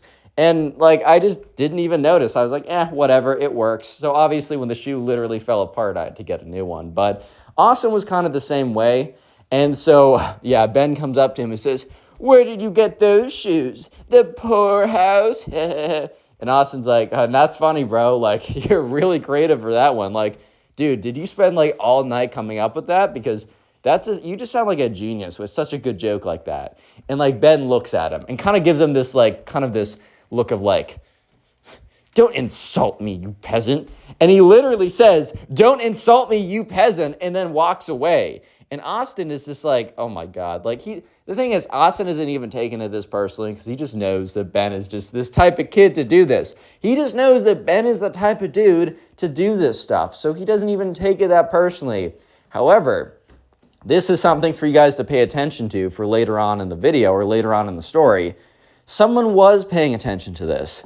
The teacher, who was sitting in his desk, maybe grading papers or organizing assignments or getting ready for the next class, He overheard this as Ben and Austin and all of his kids were walking out of class. However, he did not decide to intervene yet. Huge emphasis on yet, because this would not be the end of this, right? The teacher would come in clutch later on. So anyways, that is the first incident of the spoiled kid. This is the second incident of the spoiled kid.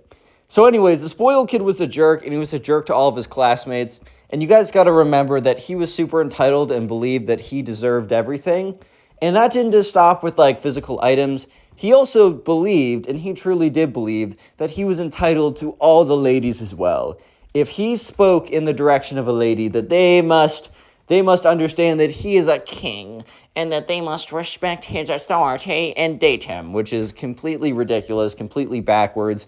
Yeah, definitely powerful men and rich men tend to have better, like more options. Like that's just kind of how it goes. However, dude, this is 7th grade and you're not powerful and you're only rich by default. And also nobody cares, bro. Like in reality, nobody cares.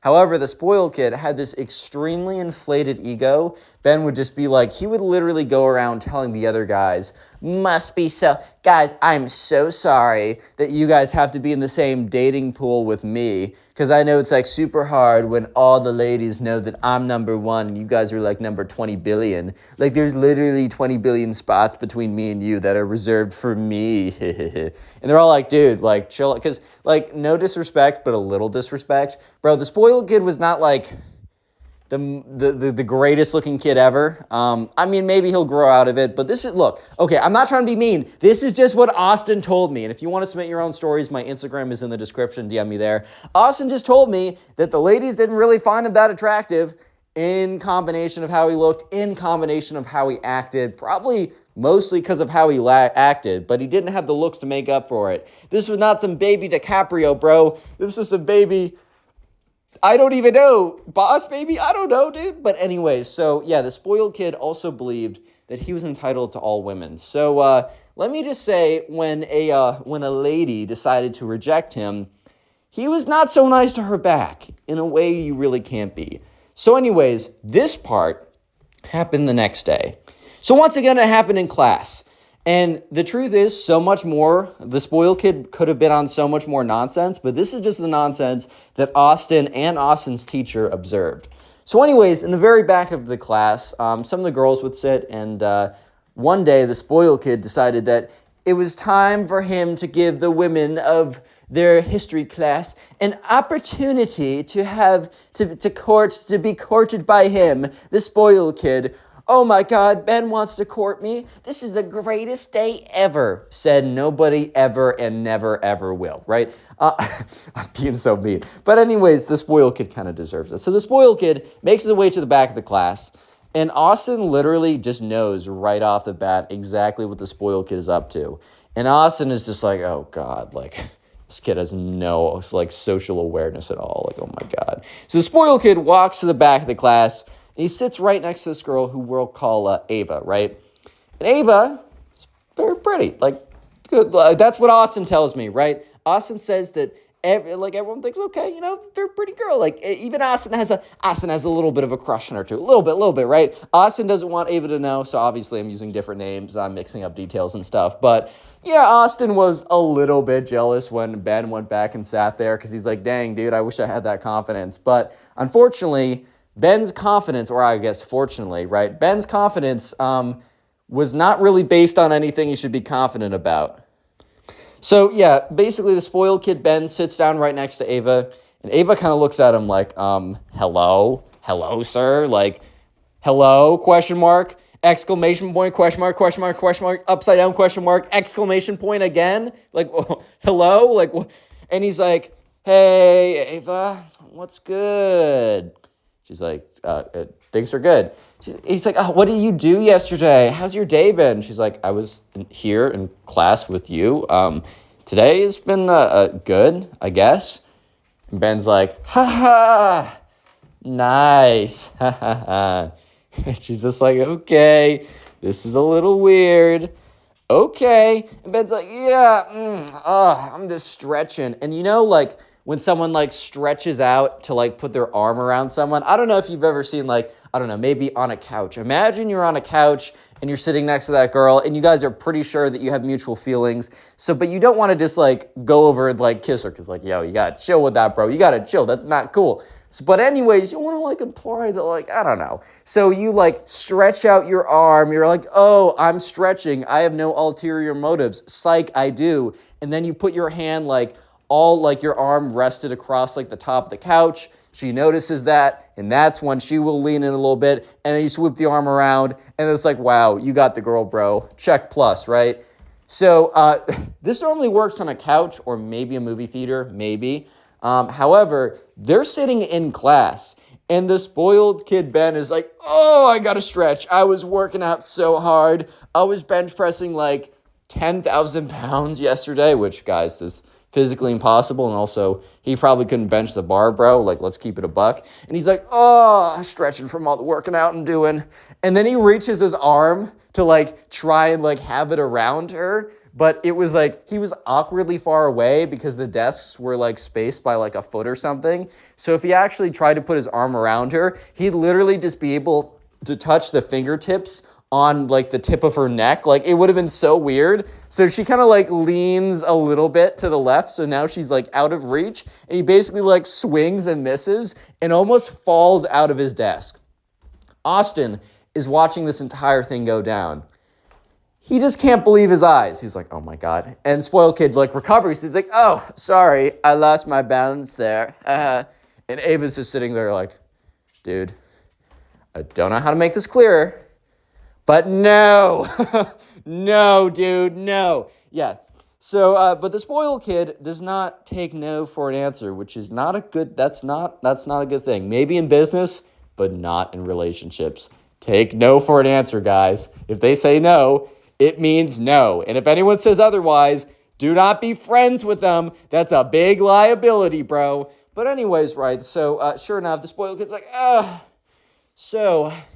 do you know I also have a singing career, Ava? I'm actually just like Justin Bieber or whatever. She's like, Justin Bieber? He's like, yeah, same thing.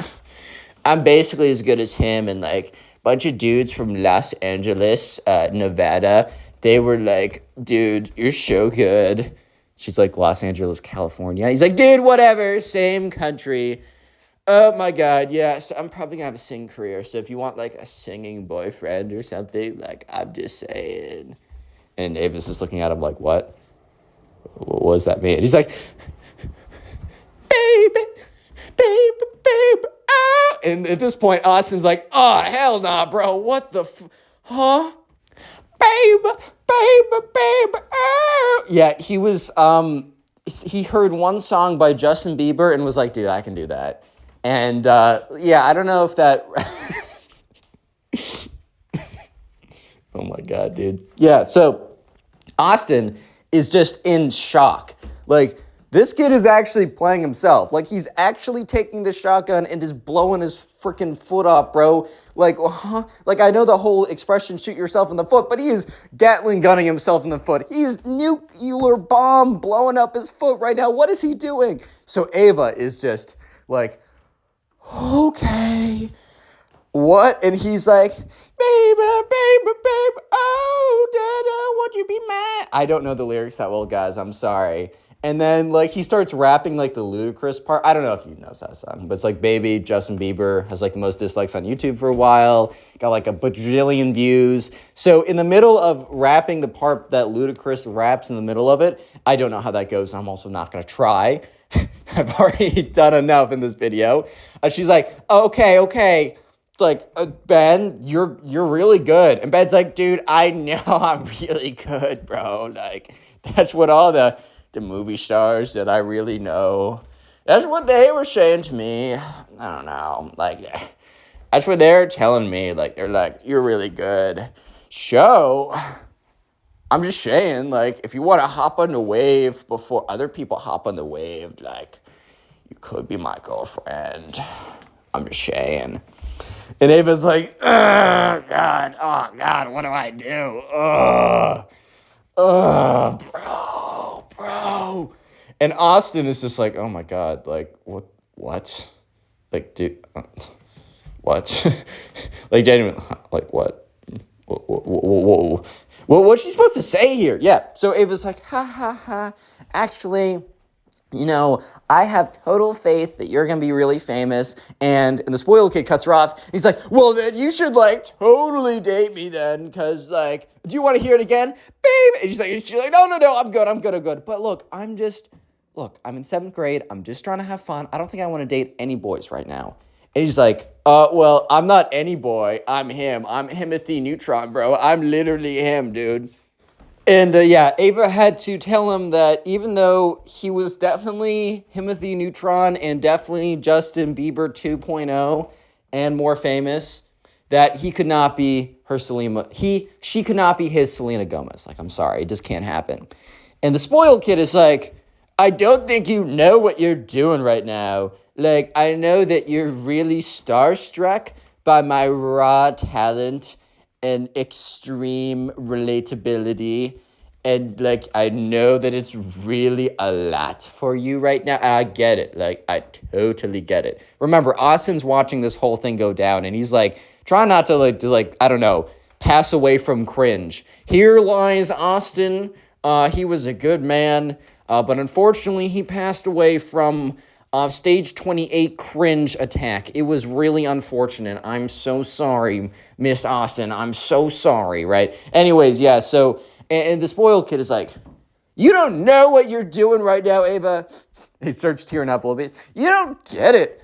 I'm Timothy Neutron and you're nothing. And gets up and just runs to the front of the class and sits down.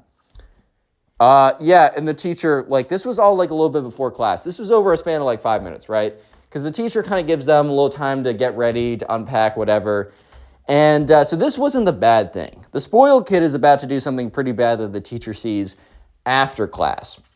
So anyways, the spoiled kid is regaining his confidence in the front of the class while the teacher's teaching. And eventually, the class comes to an end again.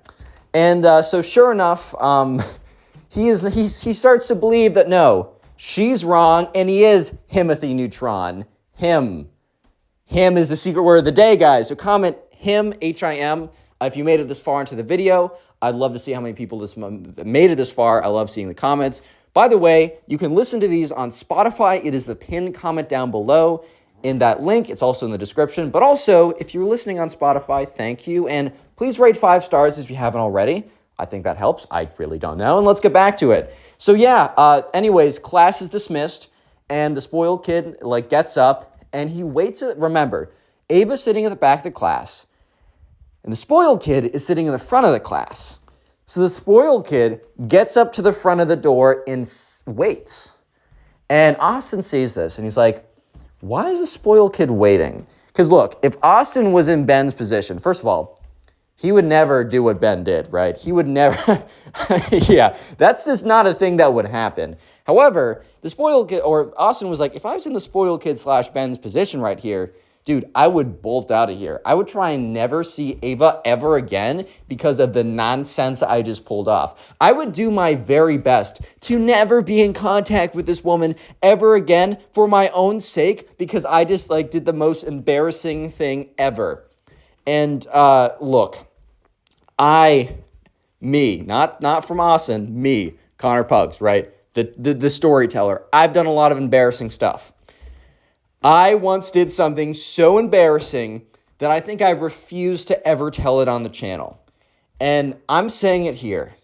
If this video, and you can start commenting if this happens to remind me, if this video gets 3,000 likes, which is more than usual, I normally get about 1,000, so 3,000 likes, I will tell the most embarrassing story of when I completely embarrassed myself to a girl. Yeah, I did something so embarrassing. It's so bad, it's so funny, and it's so cringe, and I've never told it, but if we get 3,000 likes on this video, I will. You can hold me to that. Anyways, right, so, Austin notices this, and the thing is, so Ava walks up to the front of the class to leave, because class is over, and that's when the spoiled kid's like, hey, Ava. And she's like, yeah. He's like, I just want to let you know that you're mid AF. You're trash, you're ugly, you're lame, and everyone hates you. Ha. And by the way, I'm going to be so cool, and I am, and I'm the greatest. Goodbye. And he sprints out of there. And look, here's the thing. you can't be telling people that. Thankfully, right, Ava was just like, what? Because, like, she knew that, like, this kid was, like, weird. So she's like, okay, whatever. Here's the thing, guys. You can't be saying that to anyone. But especially, I know just from, like, talking to, like, I mean, I have a lot of friends who are girls. And, like, I just know that, like, it's a lot harder to be a girl social. It's different. It's different socially. But not harder in some cases, easier in others. But one thing I will say is they do care about, like, mean comments like that. They hurt guys, but I just know for a fact that, like, it really digs deep for girls. So you can't be saying stuff like that. And the teacher overhears this, and he's like, So now, guys, remember, the teacher has overheard 2 things that the spoiled kid has done. And now for the third and final straw. This is the straw that broke the camel's back. This is on top of everything else why the teacher decided to completely go off on the spoiled kid in front of everyone, and it was freaking amazing. So 2 days later, let's call it a Friday, right? They had to do a presentation in front of the entire class. And they were given this project like that Monday or maybe last Friday. And it wasn't that big deal. It wasn't that big of a deal of a project. This teacher just liked the kids to, like, get up there and present and just to work on those skills as well, because in 7th grade, you're not really, like, I don't know, fine-tuning what you want to do. You're trying to have a wide range of abilities and skills, and you're just learning. So the teacher's like, okay, history is good and all, but I do think that they, like, honestly would benefit more from the tools of history, like learning how to present history instead of just learning facts about history. So the teacher was pretty cool like that. So yeah, he was a big fan of presenting, big fan of group projects, big fan of work, learning how to collaborate, learning how to present, all this kind of stuff. So they were put into pairs, and Austin was with some other guy. I don't know, let's call this guy Kyle, right? So Kyle and Kyle and Austin, they were together, and so everyone got a partner, and on this day, on that Friday, people went up to present. Kyle and Austin were the first 2 to go up and present, right?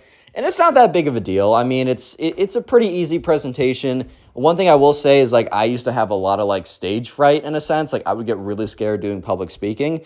I am totally fine with it now. I'm pretty confident doing it, but that's just through practice. And if you guys are worried too, or you guys get scared, just know that it gets better. It gets better. I can't say it's going to be ever perfect, but just know that it does get better. But anyways, hopefully you won't have a spoiled kid booing you during your presentation, which is what is about to happen, right? So yeah, sure enough, Austin and Kyle, they go up there in front of everyone to do their presentation. And the teacher asked, who wants to go up first? And this is like, Kyle and Austin were like, you know what? I guess we're going to have to do it, man. I guess we're going to have to be the ones to step up to the plate today. So yeah, Kyle and Austin get up there. And they have Kyle is holding like a board, like they made a cardboard board with like pictures of whatever historical events.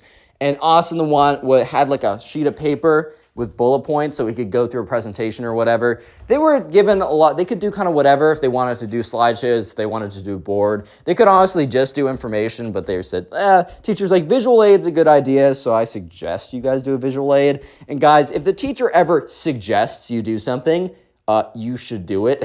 There's a little piece of advice. If they say, oh, it's not required, but you really should, then you really should.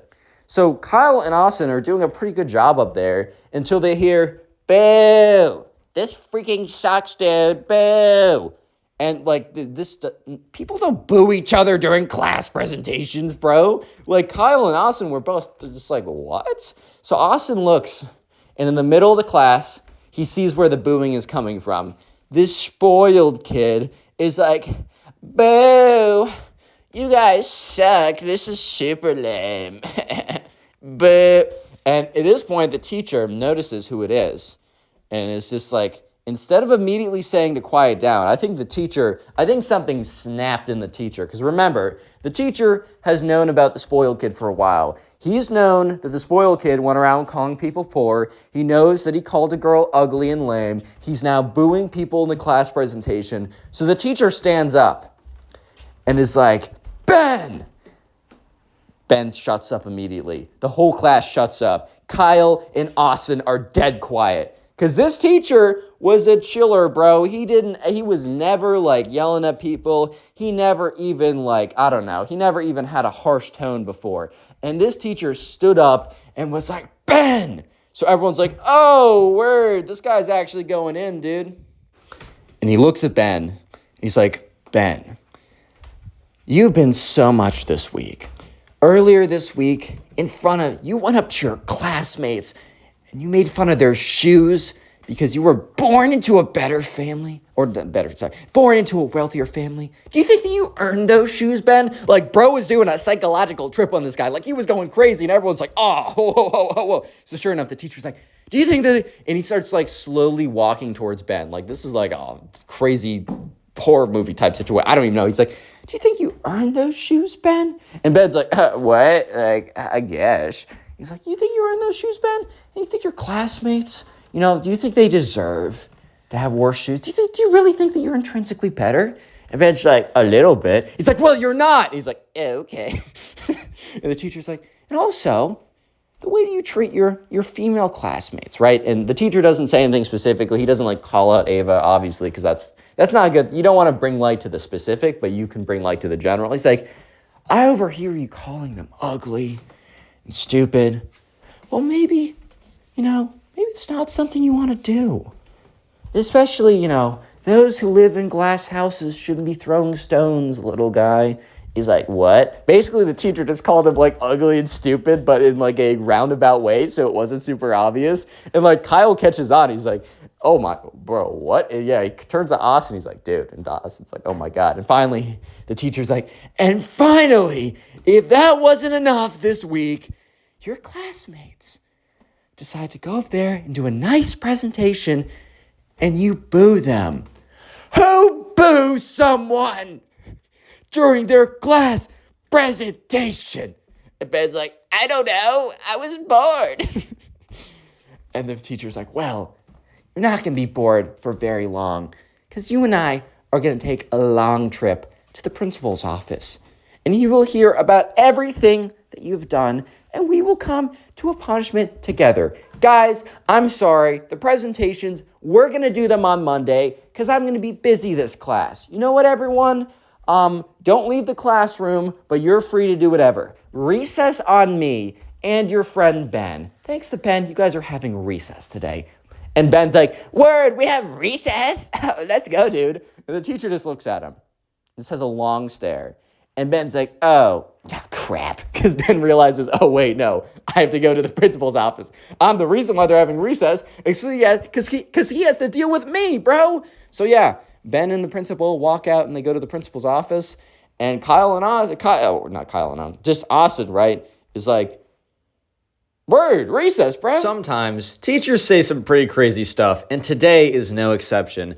In today's story time, this teacher teaches her class that men have no feelings and men have no rights and that men are completely useless. Yeah, let's just jump into this crazy, crazy story.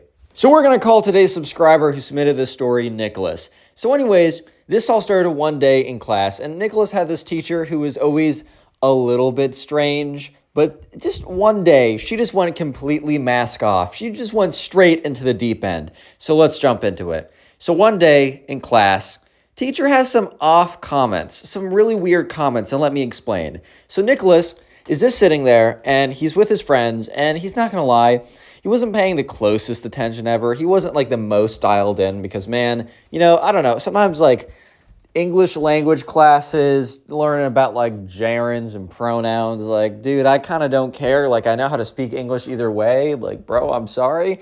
So yeah, I get it. And Nicholas was not paying the utmost attention.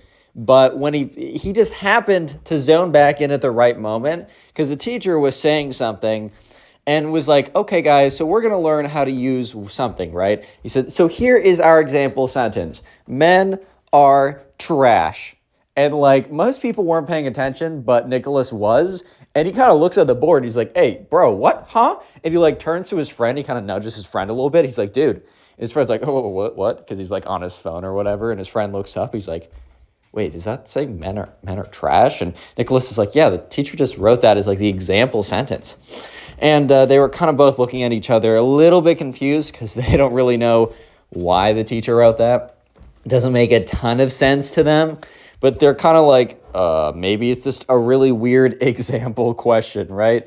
So the teacher acts as if she wrote the most normal sentence on the board. She was acting like she was like, she wrote, pigeons can fly, or ducks can swim, or the house is big. That's the same thing as saying men are trash, bro. What? Yeah, so this was just the first inkling of just this first little observation that something was not right here. And let me just say that the teacher goes from a little subliminal messages to freaking megaliminal. I don't know. She just like the next day, she goes super mask off. So leaving class, Nicholas kind of turns to his friends. He's like, dude, that was really weird today. And everyone was like, yeah, dude, like what even went on? Like why did that come up? Because the teacher like said, oh, this word is like a pronoun, this one is a noun, this one's a verb. Just like dissecting the men are trash sentence, and then just moves on to another sentence. And Nicholas is like, it was so weird. It's like she just threw that up on the board and not really understanding anything. So basically, this teacher has a agenda against men, hates men, right? Hates all the boys. And the thing is, this teacher wanted to try and teach everyone that men were terrible and that men must be destroyed and eliminated with subliminal messages. So this teacher was like writing stuff on the board, like she would write, cats are nice or whatever, the tree is big, to do like, I don't know, like grammar work. And then she'll just write stuff like, men aren't necessary for the survival of the human race. And everyone's like, hey, yo, bro, pause, what? Yo, chill, dude, huh? And so she's trying to slip this stuff in. But I think the teacher realized that she needs to go even more aggressive with her teachings. If she's going to really teach people that men are useless, she's going to have to straight up tell them. So the next day in class is probably the craziest day in class that Nicholas has ever had. This is the most ridiculous thing. So guys, strap in. This is crazy. So Nicholas walks into class, assuming it's going to be another normal day of English language class. He's going to learn about his sentence structure. He's going to learn about new vocab words. He's expecting it to be a normal day in class, man. I mean, why wouldn't he? But he walks into class, and today, let me just tell you guys, the teacher is not about to teach anything about the English language. She's about to teach something a little bit different, as you guys will see. And by a little bit different, I mean it's freaking insane. So anyways, they walk into class, and the teacher has nothing on the board. Normally, the teacher has written a bunch of stuff on the chalkboard just to kind of like jump into the lesson. But today was different because the teacher was just going to be speaking to them. She was just going to be teaching them, teaching with massive quotations, from the heart. She was going to speak to them directly. So she was just sitting down. She like brought a stool to the front of the class and sat down on the stool and was like, guys, come on, come in. Everybody sit down. We have a very special lesson today. And by very special, I think she mean absolutely insane, bat crap, crazy, bro. So when everyone sits down, the teacher is like, all right, guys, we have a very special lesson today. I think we've done a lot of great work with, grammar recently. So I thought I'd have a more important lesson, because I believe, in school, you need to learn more than just technical things. Like you need to learn more in math class than how to find a square root. You need to learn more in English class than how to figure out what a gerund is. You need to know more in history than what day, George Washington was born. And I agree with this idea. I think we need to learn more in school than just the facts and whatever. A lot of school is socializing, learning how to do research, learning how to do hard things, time management, obviously, right? But this teacher twists this idea and says, so today I need to teach the girls something. Guys, sit, you can't leave, but this lesson is really for the girls. So at this point, Nicholas kind of turns to the boys and they're like, yo, what? And the guys kind of look at each other, and also the girls are kind of confused too. They're like, why would English class only apply to us? And I think some of them were kind of bummed. They're like, wait, we need to do work, but the guys don't. They were probably thinking that the teacher was actually being in favor of guys for a second, but they would realize this is not the case, as the teacher is like, girls, I need to let you know something. Men have no feelings. They have no feelings. Statistically, research has said that men have no feelings. And Nicholas is like, wait, bro, what? Huh? What are you saying right now? And the English teacher legitimately goes on to be like, yes, I was talking to my scientific peers, and they have said that there's quite budding evidence that men have no feelings. Nicholas is like, what? Like, I get it. I'm kind of a bot, bro. But what do you say? What? Like, what do you mean? What do you mean I have no feelings? And she's like, yes, ladies, you must understand something. As women, it is our primal nature to ruin them. You must ruin every man you see. And Nicholas is like, am I in a fever dream right now? Like, are you serious right now, bro? Like, what is going on? So Nicholas turns to his friends. He's like, dude, what? And the teacher goes on to be like, yes, look, I can cite my sources, but I don't want to, which means that so it's like saying, oh, yes, here's a piece of information. And someone asks for the source and you're like, citation me, motherfucker. Yeah. So, yeah. Anyways, the teacher's like, yeah, so men have no feelings. And ladies, repeat after me. I must ruin all men. And everyone in the class is like, what? And some of the girls are like, I must ruin all men? So one of the girls raises her hand and she's like, but Miss Davenport, I have a lot of friends that are guys and they do have feelings. And Miss Davenport's like, oh, Sandy, you sweet, sweet girl. That's just men trying to trick you into thinking that they have feelings so that they can wreck you. Don't let them wreck you. You must wreck them first. Like, the girls in class are like super uncomfortable with all this. And the guys in class are less uncomfortable because they just are just so shocked. They're like, bruh, like, huh? What? Yeah. So the class continues on with Miss Davenport sitting at the front of the class, instructing all the women that they must ruin all men. They must ruin them. And let me just give you guys a little bit of context as to why Miss Davenport is not so happy with men.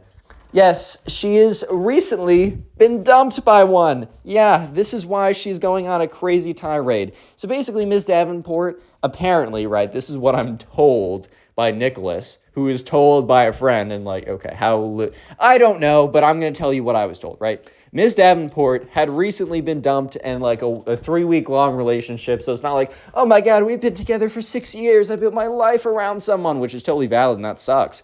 Dude, it's been 3 weeks. Get over yourself. He's probably like, oh, hell no, after just knowing more about you, apparently. And then like, she's like, oh my God, and goes on Twitter for 1 second, sees a bunch of like, yes, no, he's the worst, queen. You're the best. Destroy them all. Like, sees all that kind of garbage, right? And it's like, oh my God, this is facts, guys. This is facts. Yeah, so anyways, she decided that she was going to bring that to the classroom and that she was going to save the women there by telling them that they must obliterate all the men. Like, bro, what? Huh? Yeah, so anyways, the class ends and Nicholas, like, walks out of class and immediately turns to the boys. And they all just stop there. And they all, like, burst out laughing. Because they're taking this seriously because it's like, they're like, wow, this is crazy. But I don't know about you guys, but has it ever been like something is just so surreal and absurd that you just can't help but start laughing? Like, they were literally they just broke out laughing because they just couldn't, they just couldn't control themselves. They're like, what just happened? Like, that might have been the most insane thing that I've ever been through.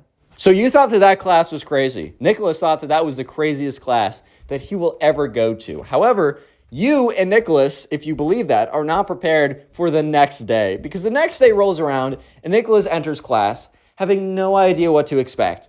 Partly he was believing that, Miss Davenport was like just coming out of a bad relationship, which she was, and was just venting, which she was, and that even though it was super inappropriate for her to say any of that, and especially to like dedicate an entire class to that, Nicholas was almost 100% certain that next class would be different. Class. Class is the secret word of the day, so if you made it this far into the video, comment class down below.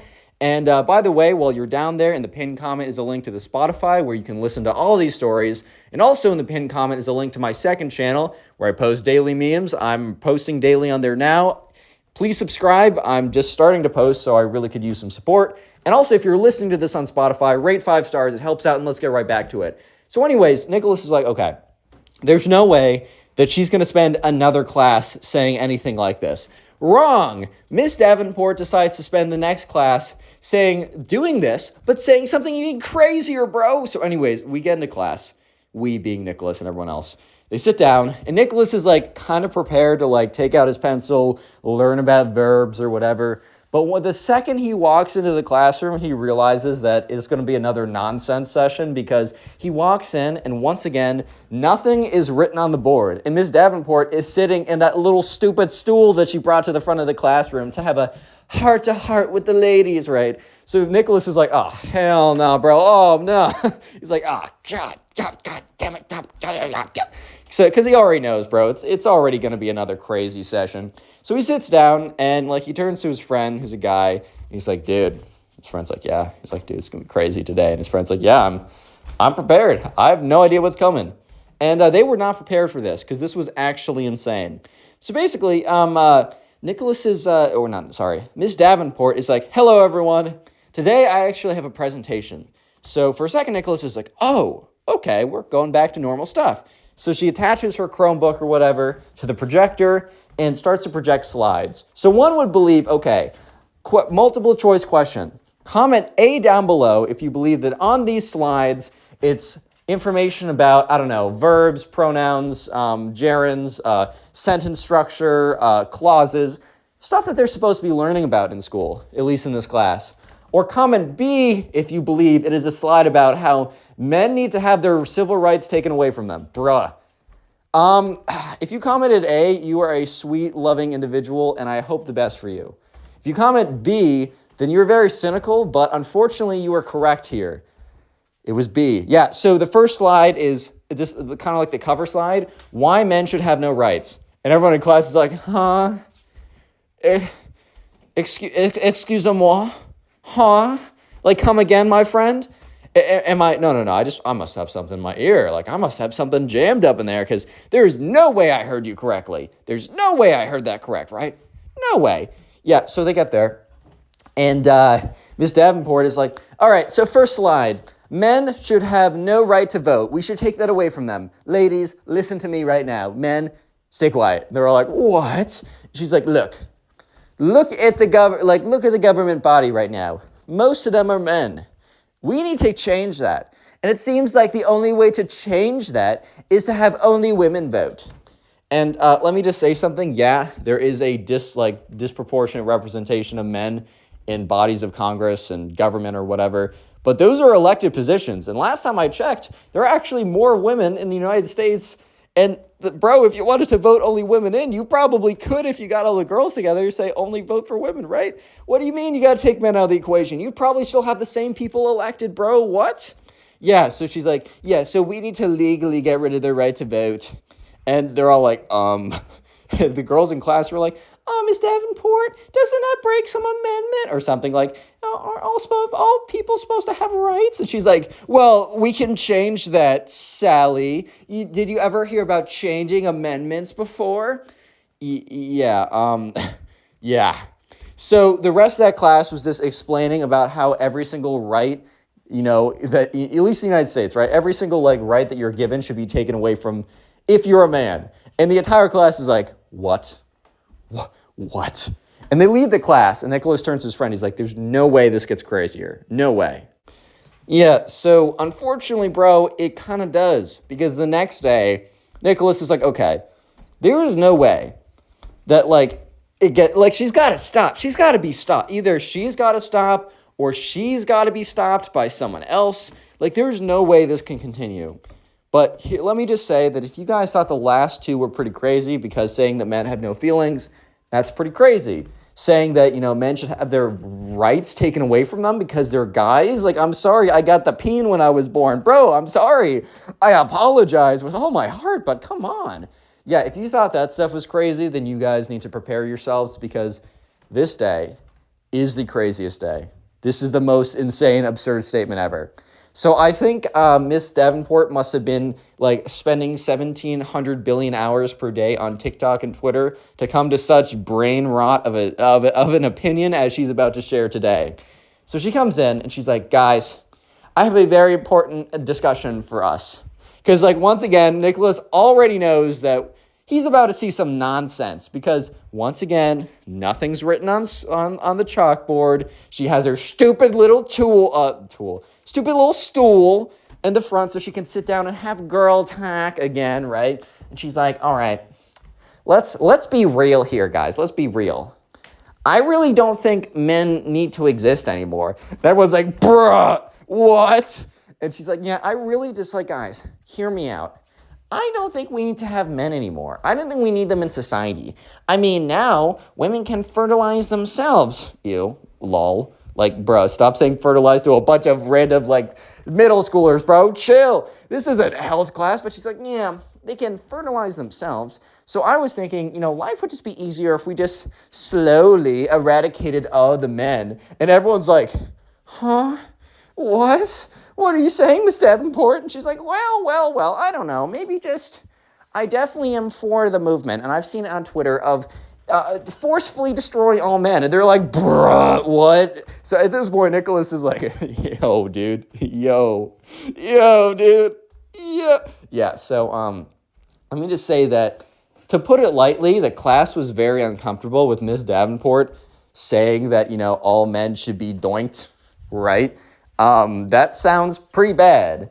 I don't know. I just feel like deciding that everyone should be nerfed if they have some characteristic that they can't control, or even if they can control, like, yo, dude, that's a little stress, bro. That's a little, So yeah, this was like the most insane class ever. And Miss Davenport was like, guys, it's just an opinion. Like, I'm allowed to have an opinion, guys.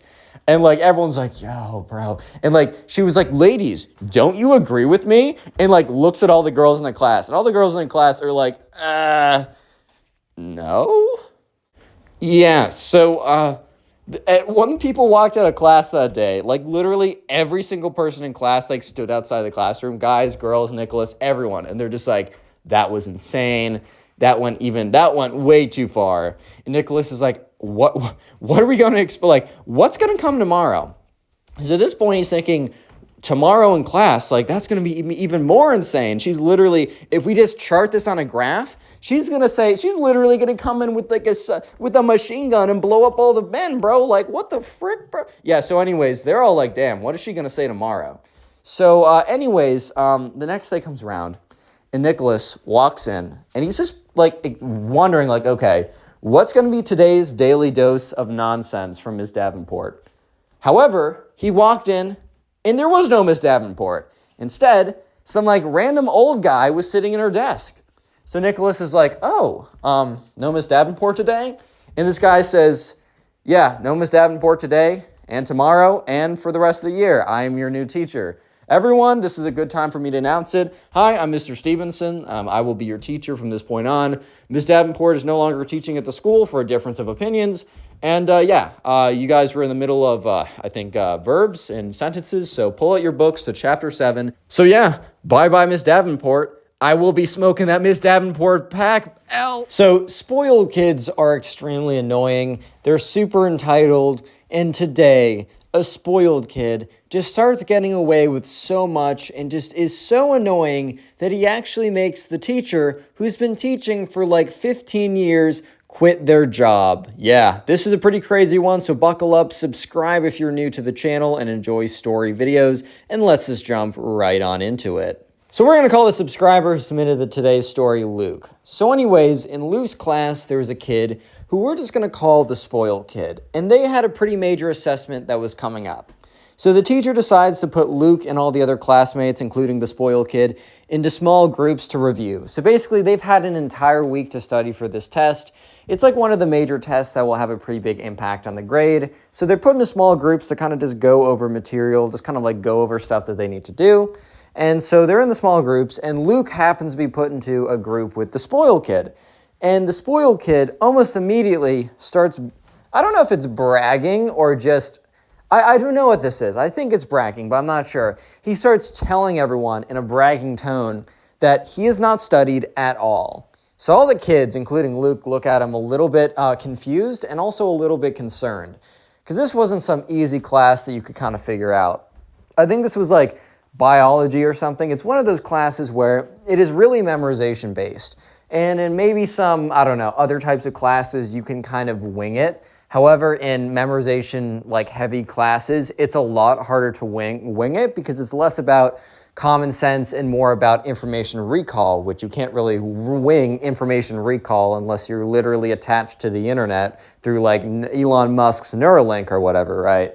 So, yeah, the kids in Luke's group with the spoiled kid kind of looked at the spoiled kid with this look of concern, like genuinely just concerned about him, because they're like, bro, how are you actually going to make it through this exam? Because like Luke and all the other kids in the class had actually been studying for this for a while. Because I think this was actually an AP class. I think this was AP high school biology, which is known for being a very difficult class. I mean, different classes, different schools can teach it at different levels of difficulty, but it is overall a very difficult class.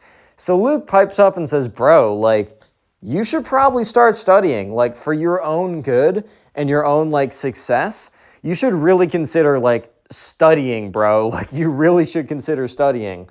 And the spoiled kid looks at them and says, no, not have I only not studied, but I don't plan to study at all. And guess what, guys? I'm going to get an A, and I guarantee it. So all of them look at the kid like he's completely delusional, which, I mean, he is a little bit, but also he knows the thing that they don't know. His daddy's a big shot freaking lawyer, bro. Yeah, so basically the spoiled kid had a father who was a lawyer and was like one of the most successful lawyers in like their state.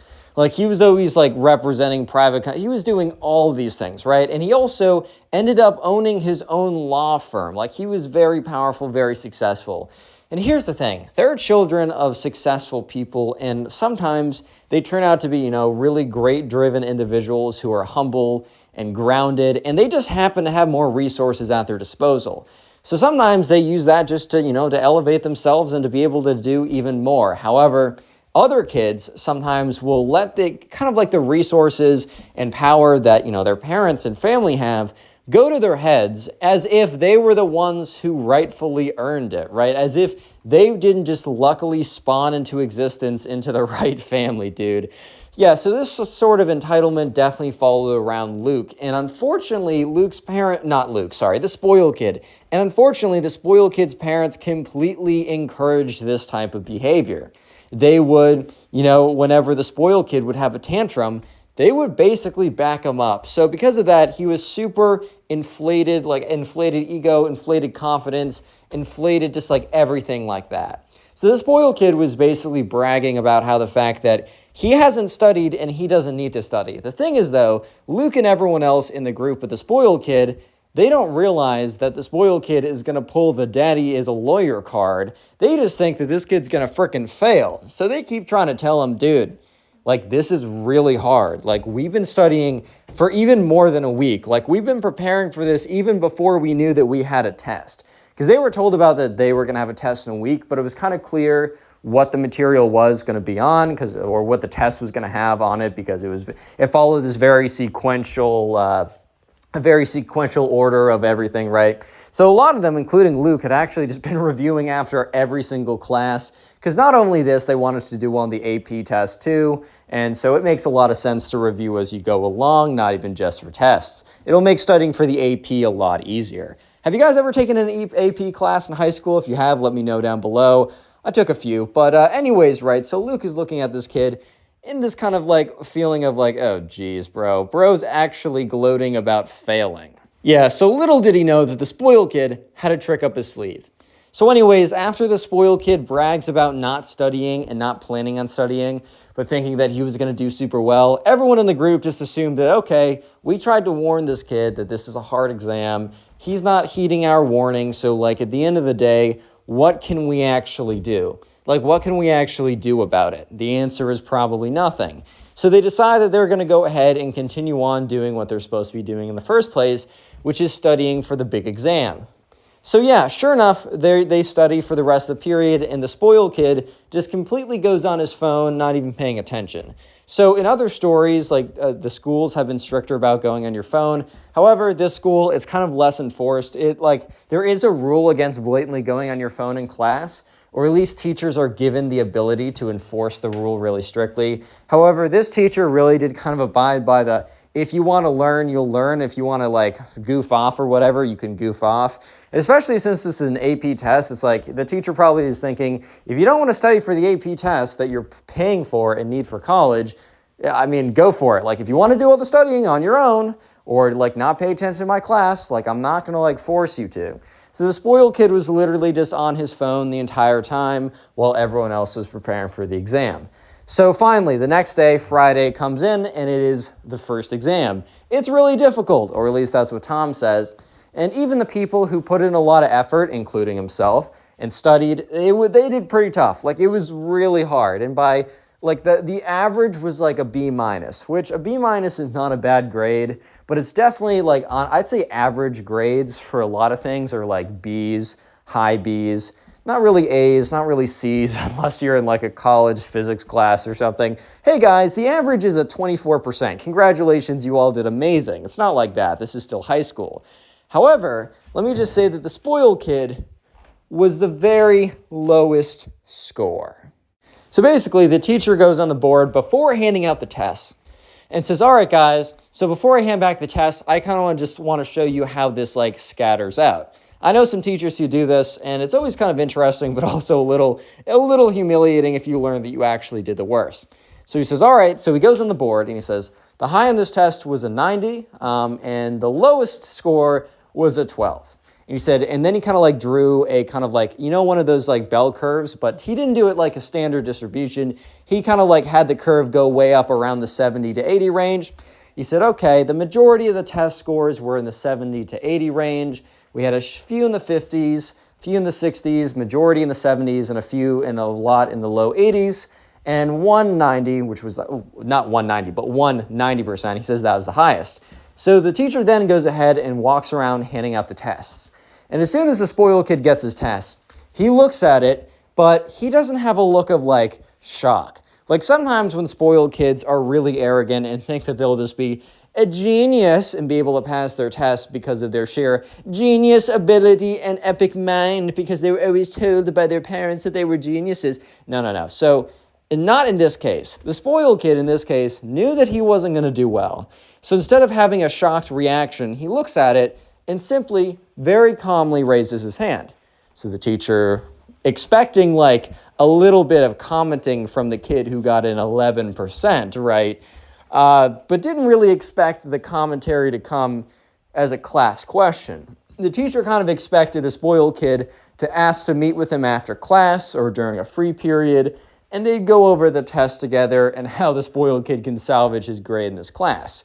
However, it looks like the spoiled kid wanted to get attention for this in front of the entire class, so, the teacher's like, however, whatever, right? So the teacher looks up and says, yes, spoiled kid, what is it? So the spoiled kid looks at him and says, we're going to call him Mr. Davenport. Some of you guys have been asking, why is every teacher named Mr. or Mrs. Davenport? I used the name once, and then similar to me using Ben as the secondary character, I'm just not creative, and I like routine, so I've just been using it every time. So we're going to call the teacher Mr. Davenport. And Mr. Davenport looks at the spoiled kid and is like, yes. And the spoiled kid, stands up and looks at Mr. Davenport and says this in a forceful yet calm manner. This spoiled kid is a lot more, I don't want to say competent, but a lot more confident and a lot more tactical when he goes about being a spoiled brat. He looks at this teacher and says, if you do not change my grade to an A, I will sue you and the school. So the entire class was not quiet, not like speaking super loud, they weren't all talking, but what the light hum of kind of like a little bit of talking, a little bit of movement that was present before this kid said that cuts out immediately, and it is dead, empty silence. So everyone is just kind of like, oh, damn, did this kid actually just say that, bro? So yeah, the teacher Mr. Davenport has a very stunned look on his face because, I don't know about you, but if I was a teacher and some kid very calmly stood up and said, hey, if you don't change my grade from a fail to an A, I'm going to, sue you and the entire school. Yeah.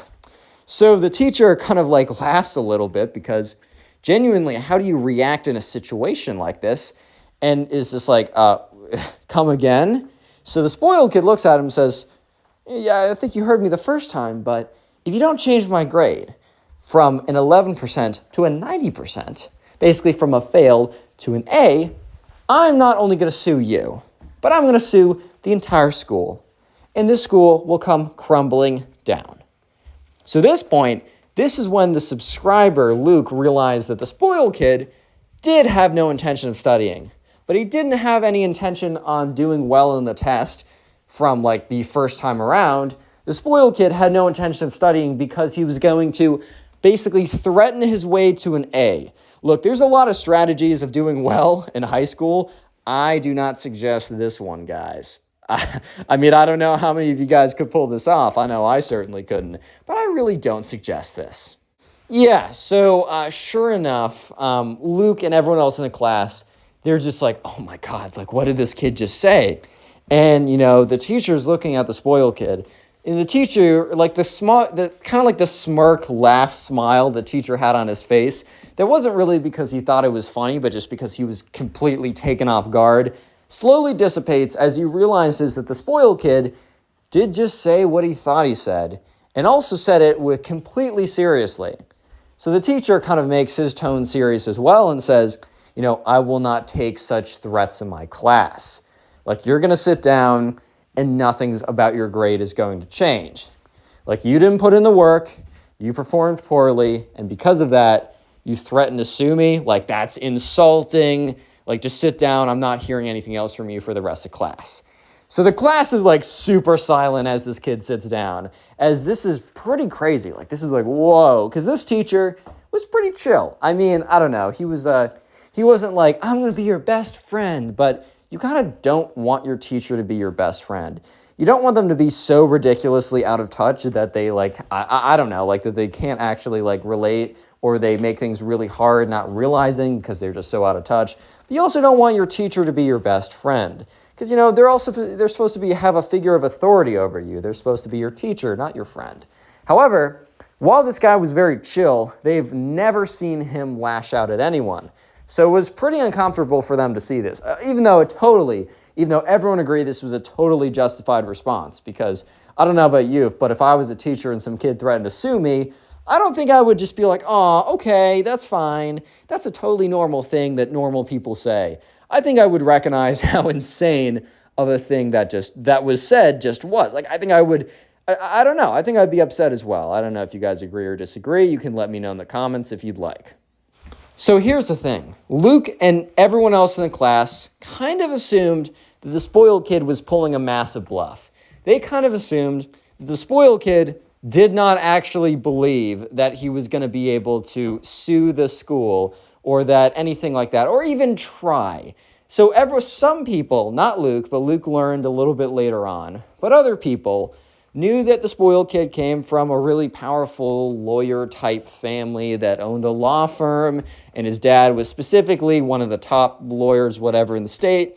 But at the same time, they were just like, no way that his dad is actually going to go along with it. Like, even if the spoiled kid, right? The spoiled kid might say, I'm going to sue you. But at the end of the day, the spoiled kid is not going to sue the teacher nor the school. It would really be the parents who own the law firm, or sue them individually. Who even knows, right? And no one in the class thought that the parents would actually stoop that low. However, this is where they were wrong. Because, let's just say that the spoiled kid threatening to sue was not the most ridiculous thing. Sue. Sue is the secret word of the day. So if you made it this far into the video, comment Sue, which is S-U-E, down below in the comment section. I'd love to see how many people made it this far into the video. And while you're down in the comment section, make sure to check the pinned comment. In the pinned comment is a link to my Spotify account, in which I have all these story times uploaded on Spotify. So if you want to just listen to them as a podcast and help me out as well, go ahead and do that. And also in the pinned comment, final thing is there are two channels, one which I post meme kind of type videos, and the other one are story times, but they're specifically Reddit story time videos. If you can, go ahead and subscribe to both those channels and perhaps watch those videos. It would help them out a lot as they're a lot smaller, and your viewership goes a long, long way, especially whenever you're trying to start a new channel. So anyways, let's get back into it. So sure enough, basically what happens is the spoiled kid, his family gets in contact with the school. Yeah, so basically his family gets in contact with the school, and they, I don't know exactly how they do it. I don't know exactly what they say. There's no way that they actually say, hey, like my son failed an exam because he's an idiot, but because we have money, we're going to threaten to sue you unless you change it back. They basically said probably something along the lines of some kind of BS like emotional damage, unfair, something, a bunch of other stuff, legal jargon, basically saying that we're going to drag you through the mud because we have the money and resources too, but we'll totally let this go if you make things right with our son. Correct his emotional damage by forcing an A in the class, right? So the thing is, the teacher, this is literally the worst news ever, and it is delivered to the teacher in the worst way possible. So the next day in class, everyone's sitting there, spoiled kid is sitting there, spoiled kid's pretty confident, even though at this point I don't think he even knows that he is going to win this. Yeah, guys, the spoiled kid actually wins for once, which is terrible, I know. And so the teacher is midway through teaching something about biology. I'm not sure what he's teaching. I took biology such a long time ago, man. I think it was a good class. But anyways, one of the faculty/staff members walk into the room. They say, "Hey, Mr. Davenport, can I just talk to you for a second?" And Mr. Davenport's like, "Okay." Mr. Davenport walks outside, has a conversation. So the thing is, the subscriber Luke doesn't 100% sure know that this was a conversation exactly when Mr. Davenport learned the truth, or not the truth, but what he had to do. But either way, he eventually learns. However, when Mr. Davenport walks back into the classroom, he is very clearly a little bit shaken up and also quite a bit angry/upset because either he was just told, or I don't know, maybe he was informed that he really had to. He thought it was a joke. That basically, he had to change the spoiled kid's grade from an 11% to a 100%. From a fail to an A plus or an A, however you want to go about it. Simply because the school genuinely just saw that this family would drag them through the mud and burn them through all their resources for a case that wouldn't even amount to anything. And the only thing they had to do was basically change this kid's grade back. Yeah, it's pretty messed up, I'm not going to lie. And the teacher, Mr. Davenport, also thought it was pretty messed up. Yeah, so Mr. Davenport was just super weird for the rest of the day, probably because he learned that he needed to basically give someone a fake grade, something that they didn't earn after threatening, which is after doing something insane, basically awarding their worst behavior ever and also giving someone a grade that they didn't deserve, all because the school was scared of this family, right? So the next day in class, the spoiled kid walked in 15 minutes late. And Mr. Davenport, while being pretty chill, was not a fan of, not showing up on time. He didn't care if you were a minute late. I mean, maybe if you're 3 minutes late every single day, no matter what, he'd be like, dude, just leave, walk a little faster, maybe don't take the same. I don't know. He would figure it out, or if there's a genuine reason, I don't think he would care. But he didn't like kids when they were late, right? He'd always give them a hard time. So the spoiled kid shows up 15 minutes late. And the reason why the spoiled kid showed up so late was not because, I don't know, he got out of class late or even because a genuine reason. The reason was because the spoiled kid learned from his parents that the school had instructed Mr. Davenport to change his 11% to 100% and that he was going to have to go through with it. So at this point, the spoiled kid basically learns that he won and that Mr. Davenport will be forced to do whatever he says, practically. So the spoiled kid walks in 15 minutes late. Mr. Davenport turns to him and says, "Why are you 15 minutes late?" The spoiled kid says, I didn't feel like coming here on time. I come on my own schedule. And Mr. Davenport's like, no, that'll be deducted from your grade. You got to be showing up on time. You can't be showing up 15 minutes late. And the spoiled kid's like, I don't know, Mr. Davenport. I kind of think I can do whatever I want. So yeah, he sits down and Mr. Davenport is very, very obviously very angry and steaming. However, he also seems a little reserved, a little bit held back. And Luke has no idea that the school has told Mr. Davenport that he needs to change his grade. So at this point, Luke is massively confused because he's like, wait a minute, this kid just blatantly disrespected Mr. Davenport. And he looks and sounds extremely angry, but he didn't pursue this. This makes literally no sense. So Mr. Davenport just starts teaching, tries to get through it, and that's when the spoiled kid basically just keeps taunting him. Spoiled kid raises his hand because Mr. Davenport asks a question. The spoiled kid raises his hand and says, Doesn't really matter for me, might matter for those guys. I don't know the answer, and I don't really care. And everyone in the class is just so confused by this answer. They turn around and they look at him. They're just like, what? And then after turning around and looking at the spoiled kid, they immediately turn to Mr. Davenport because they're like, oh my God, Mr. Davenport's going to chew him out again. Like, some of them are rooting on for Mr. Davenport to just rip him a new one because they're like, this kid is literally the worst. He sucks, and I really like seeing a spoiled kid getting owned by their teacher, right? However, Mr. Davenport looked at him, and Mr. Davenport gave a long, cold stare, but he didn't say anything. And Luke was so confused. Luke was going to learn the truth in a couple of minutes. Stick around, as Mr. Davenport does kind of blow up on him in class. It's very entertaining. But anyways, Luke is just really confused at this point. He doesn't know what's going on, and he's like, what? Like, why is he putting up with this? So finally, the spoiled kid, after Mr. Davenport goes back to teaching again, the spoiled kid basically breaks the last straw. It's the last straw that broke the camel's back at this point. So the spoiled kid just starts playing a video on his computer. So kids weren't even really supposed to have their computers out, but for some classes, you bring a computer in, and for other classes, the teacher would be like, hey, can you not have your computers out? And biology was one of the classes where the teacher asked very nicely, like, don't have your computer out. We don't have any need for it. And I know it's just going to be a distraction. Because let's be real, guys. If you have your computer out in class, if you're not playing Jump or the Dinosaur Jump game or Slither.io, or if you're not just like doing stuff on it, bro, what are you doing on that computer? I guarantee you, bro. I sometimes sit in the back and I have a full perspective of everyone's computers. No one is doing what they're supposed to be doing, which in most cases is just paying attention. They're not paying attention, bro. If I'm a teacher, those computers are shut. Because I know for a fact, no one's paying attention to me if their computers are open. That's kind of how it goes. But the spoiled kid not only takes out his computer, but he starts really loudly watching a movie. Like, you hear the 21st Century Fox thing, like the da-da-da-da, like very loudly. It's very clearly a movie.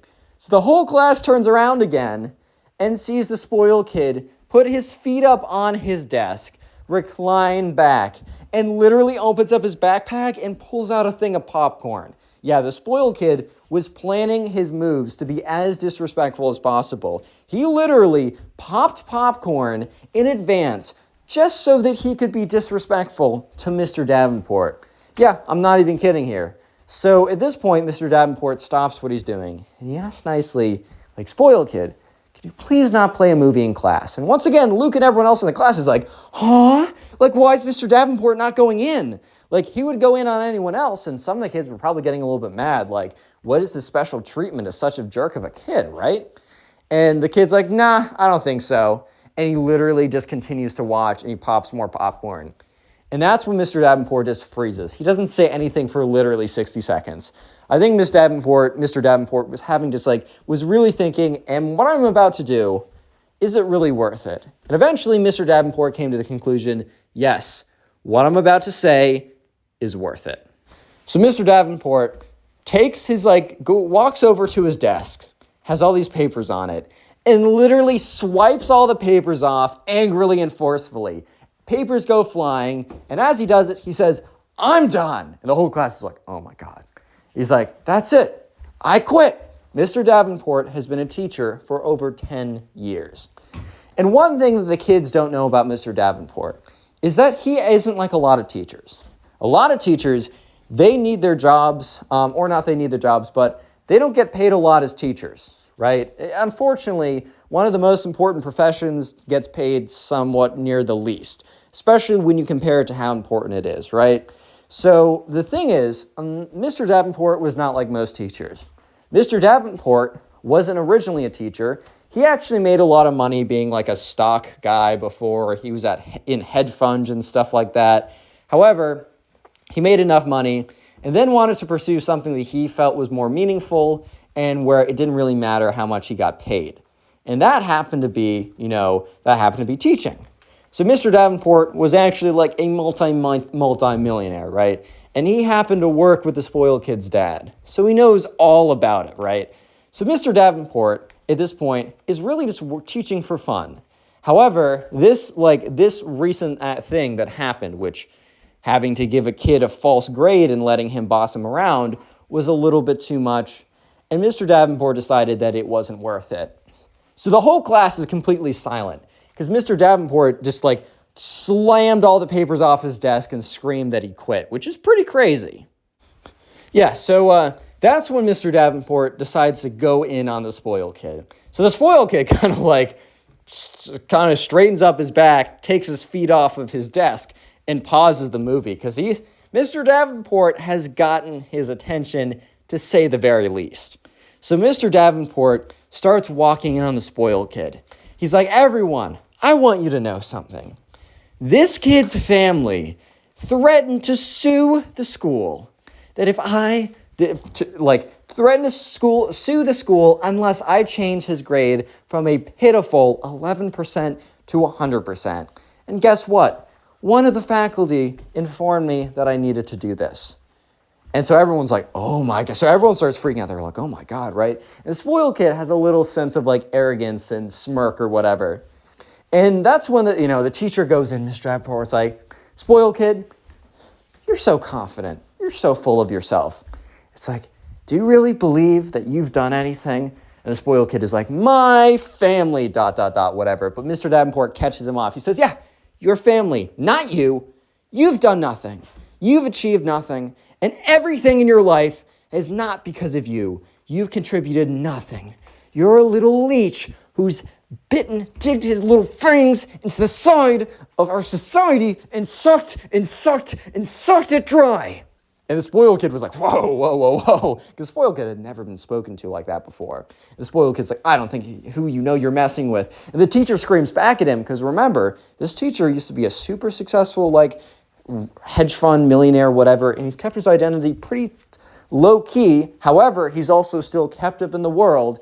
The teacher screams back at him, I don't know who you think you're messing with. Spoiled kid did not know this, right? So the teacher goes on to say, class, I'm sorry.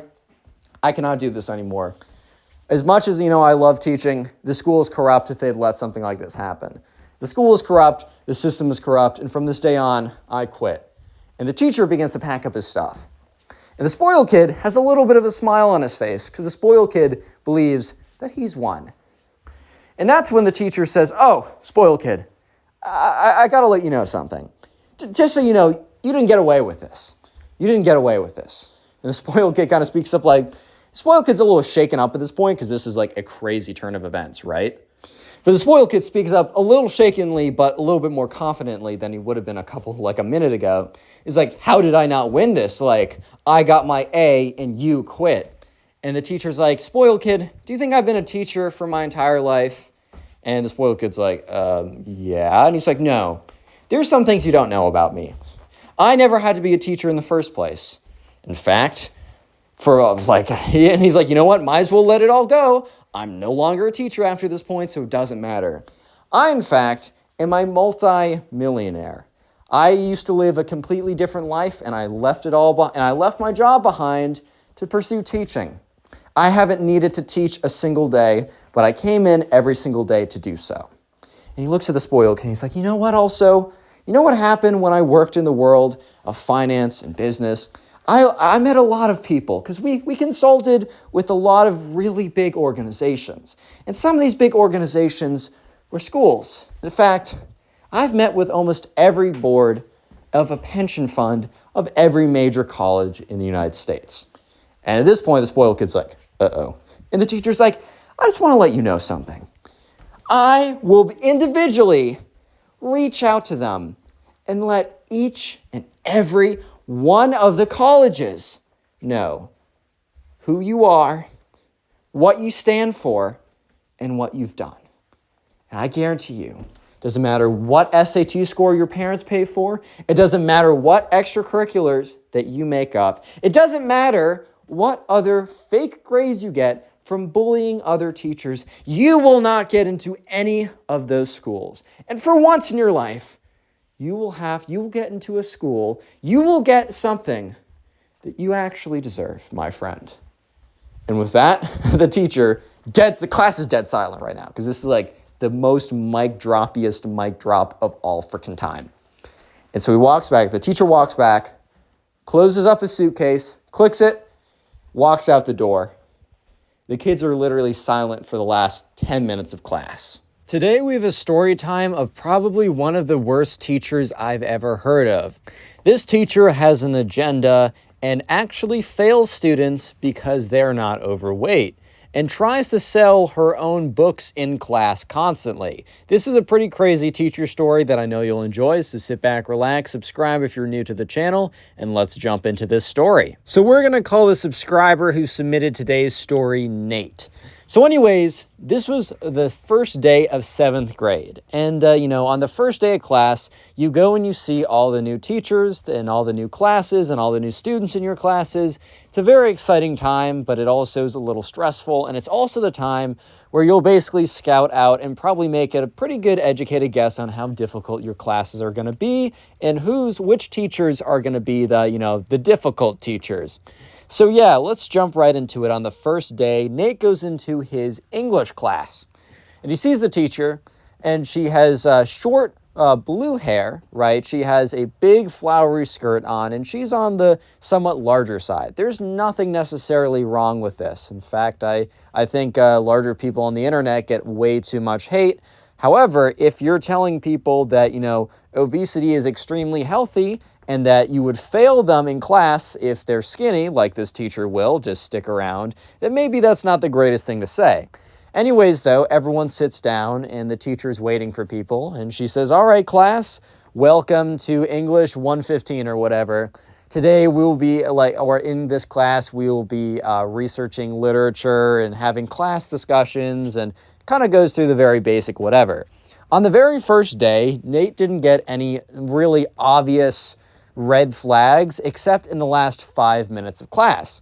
So in the last 5 minutes of class, the teacher says, oh, and by the way, besides the required texts and readings that you have been assigned and will have to buy, let me point you to my personal store. Yeah, the teacher literally starts advertising her own personal store in the middle of class. So this teacher did a lot of her own research.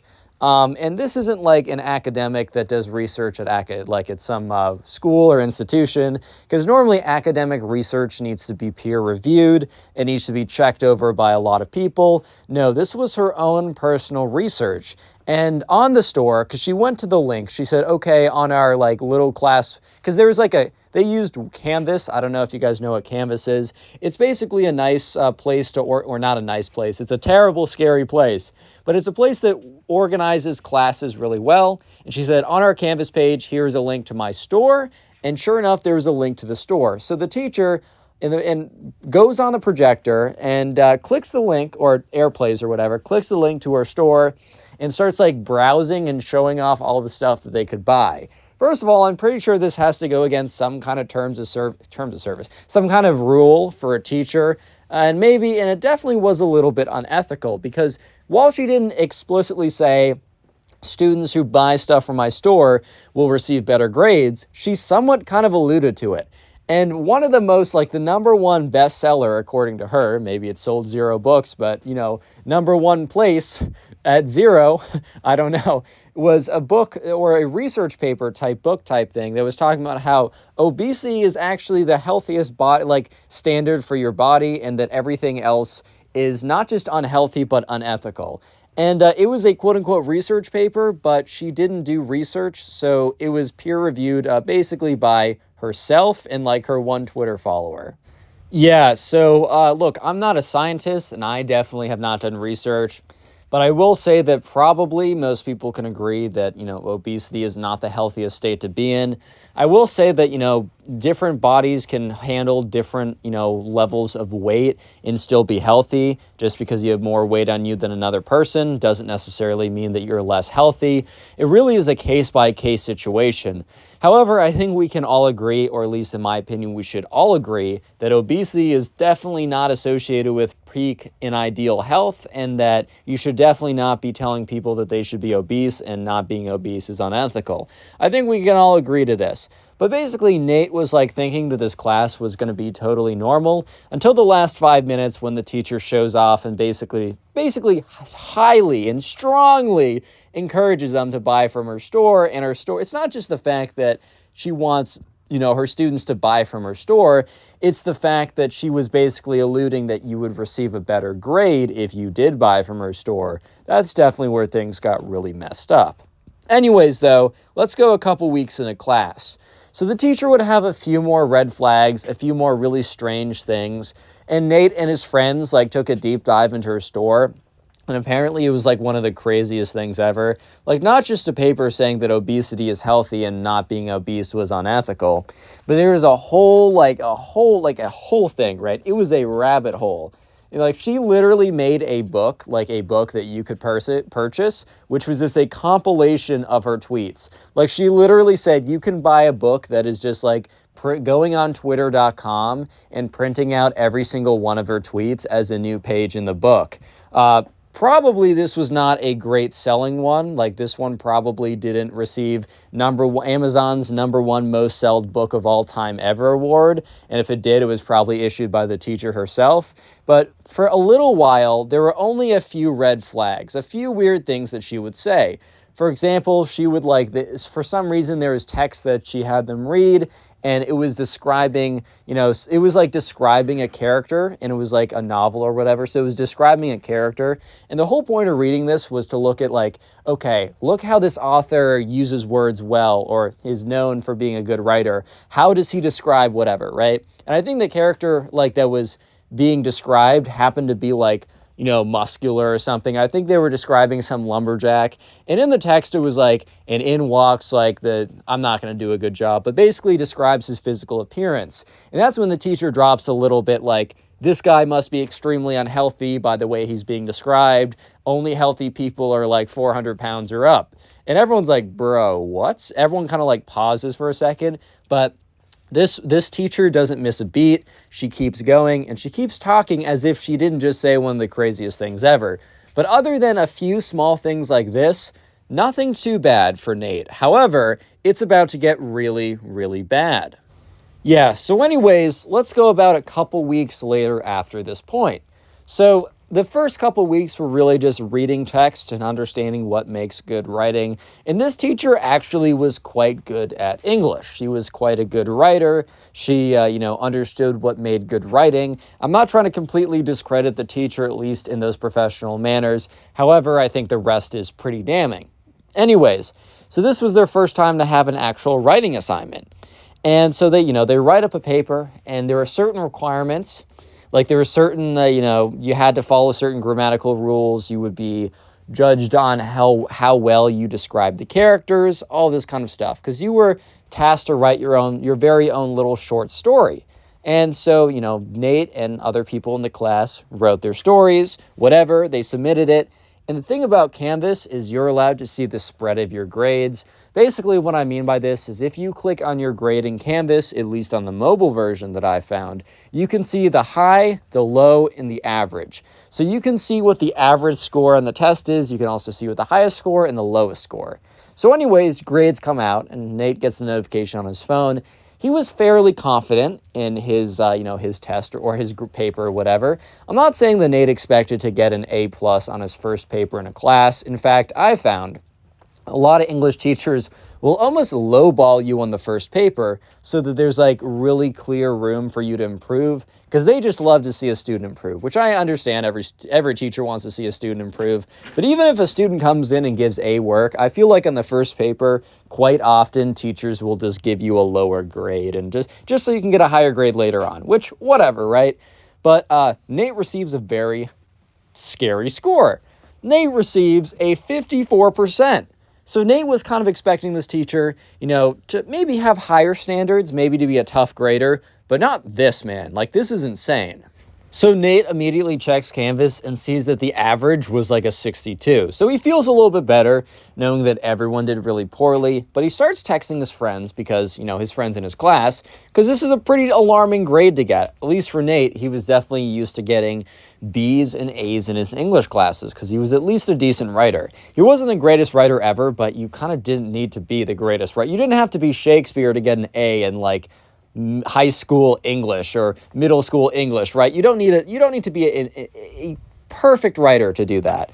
So he was talking with his other friends and they were all like, yeah, it's really strange. She's like super strict. We don't totally know why.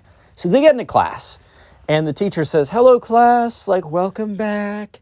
I hope you had a good time, whatever.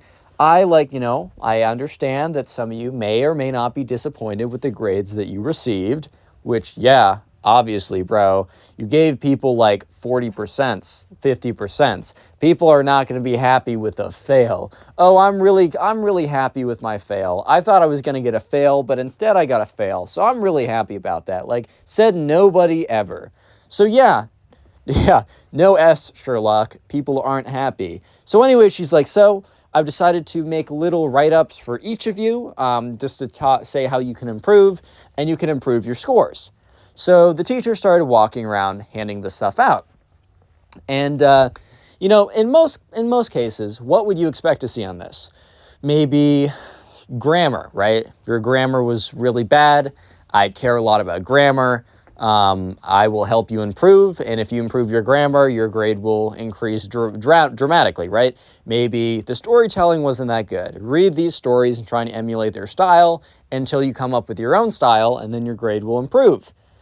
You may not expect to see, you are kind of like ignoring you are being offensive. Okay, this is like, how did she say it exactly? The story time I received from Nate, basically she said, it is less about your writing and more about you as a writer. You got a grade because of you as a writer and not because of your writing. And Nate, when he saw this, was a little bit confused, so he went on to read the next line. Yeah, so after the line saying that, you received the grade not for your writing, but because who you are as a writer, the next line basically said, as a writer, you must embody, good values and good health. So when Nate, read this, he was, really just taken aback. Obviously, maybe he should have seen this coming, knowing the published work that this teacher was selling on their website. But then the note went on to go on to say that until you become you physically embody good morals and ethics, I cannot justify a good grade on your writing, as I think being a writer and your writing is really connected. She then goes on to specify that basically Nate will have to become obese. This is this is so weird, bro. This is so weird. I'm glad that I had normal teachers in high school, bro. I'm glad I had normal teachers.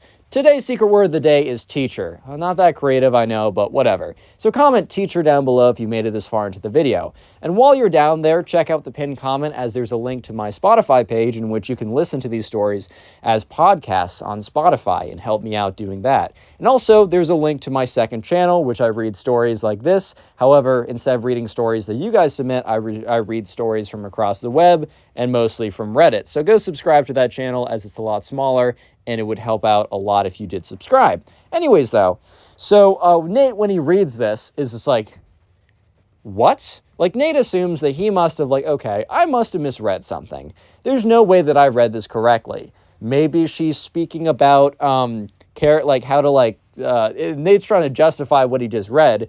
He's like, no, I'm just going to read it again.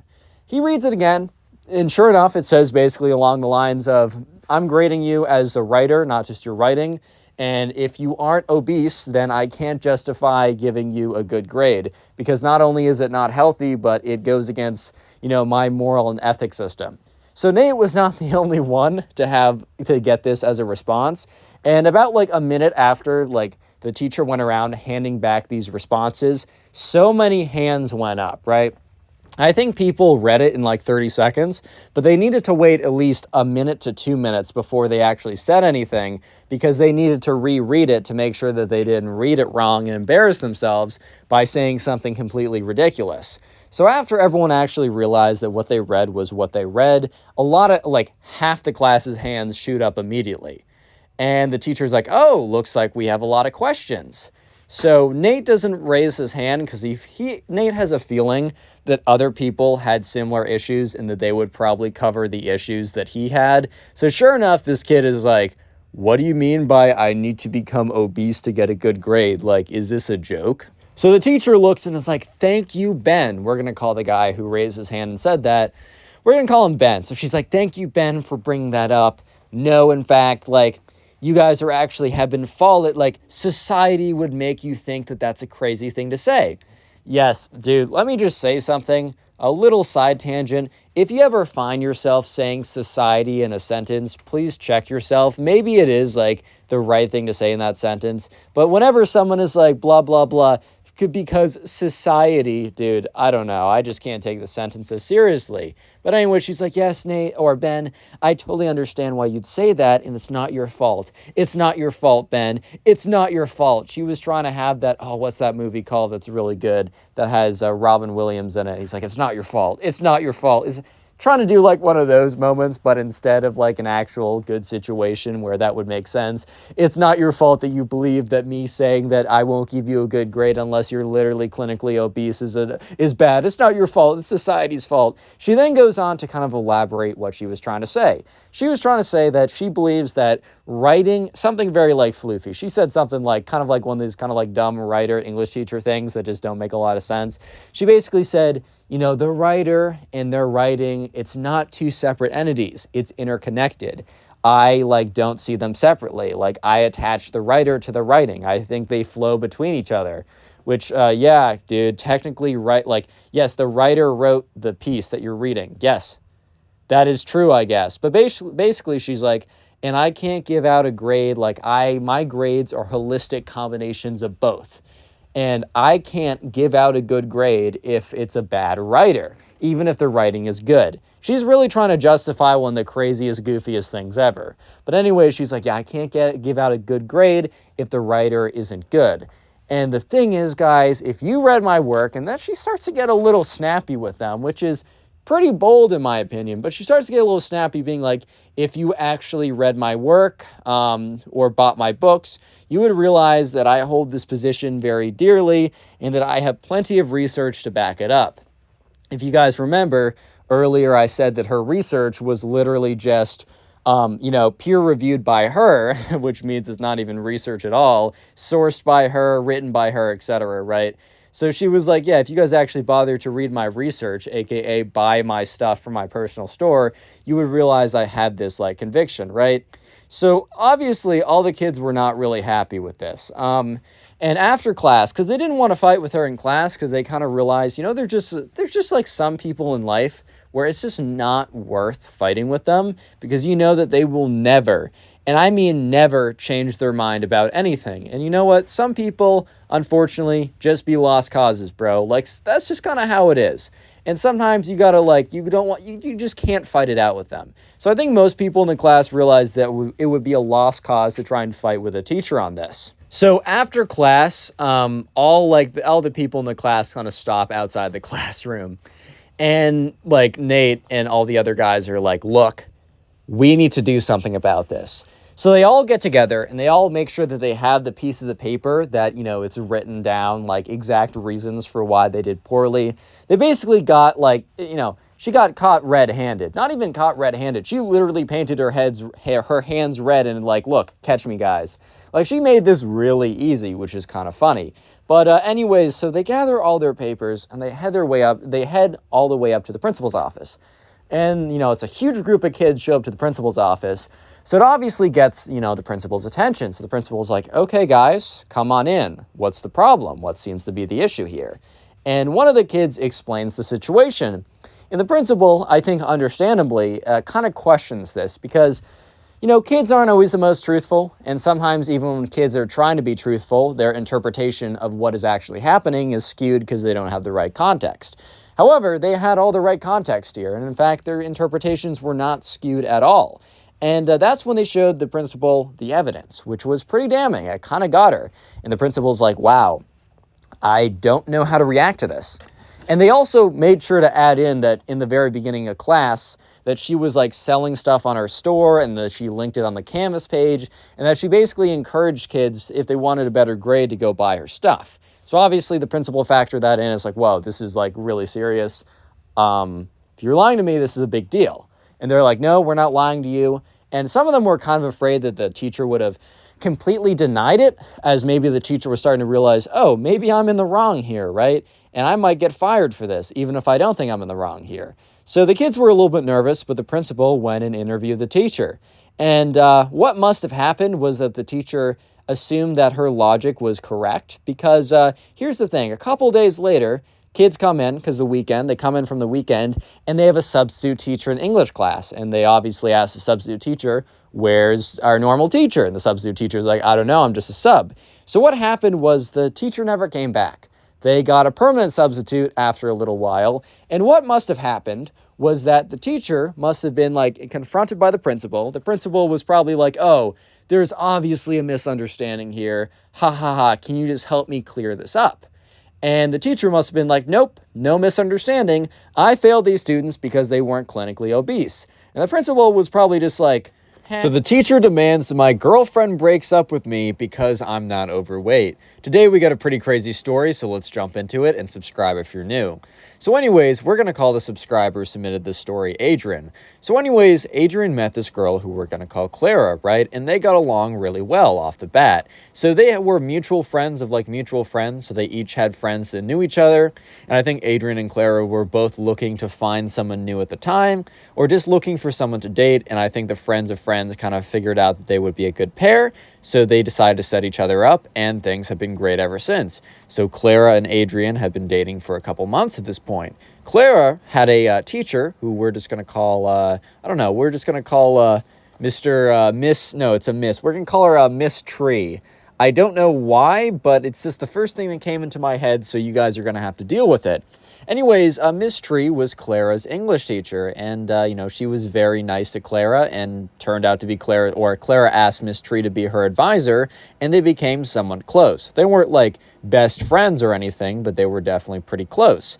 And so this all happened, right, when Clara decides that she wants to introduce Adrian, her boyfriend, to Miss Tree.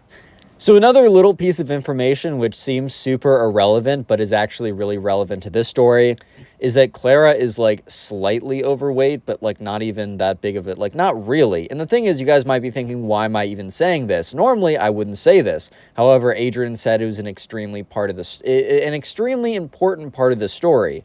And the thing is, Adrian really doesn't care. Some people might have more preferences when it comes to this, but Adrian didn't see it as a negative or positive. He just saw it as what it was.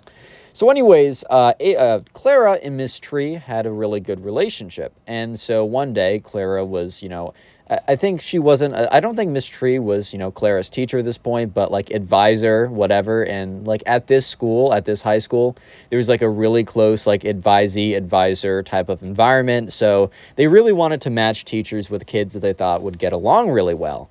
So anyways, Clara was sitting there with Miss Tree, and she was like, oh, I've had a boyfriend for a little bit, and, I want you to meet him. Almost like a kind of a junior version of Meet the Parents. If you don't know, in a relationship, when, the significant other meets the parents, it's usually a really big deal. In some cultures, it is like the biggest deal ever. But I guess like meeting your advisor at this school was kind of like the junior version of Meet the Parents. So it's like Meet the Advisor. So you don't have to be incredibly serious, but it's still, I guess, it's a step in the right direction, if you know what I mean.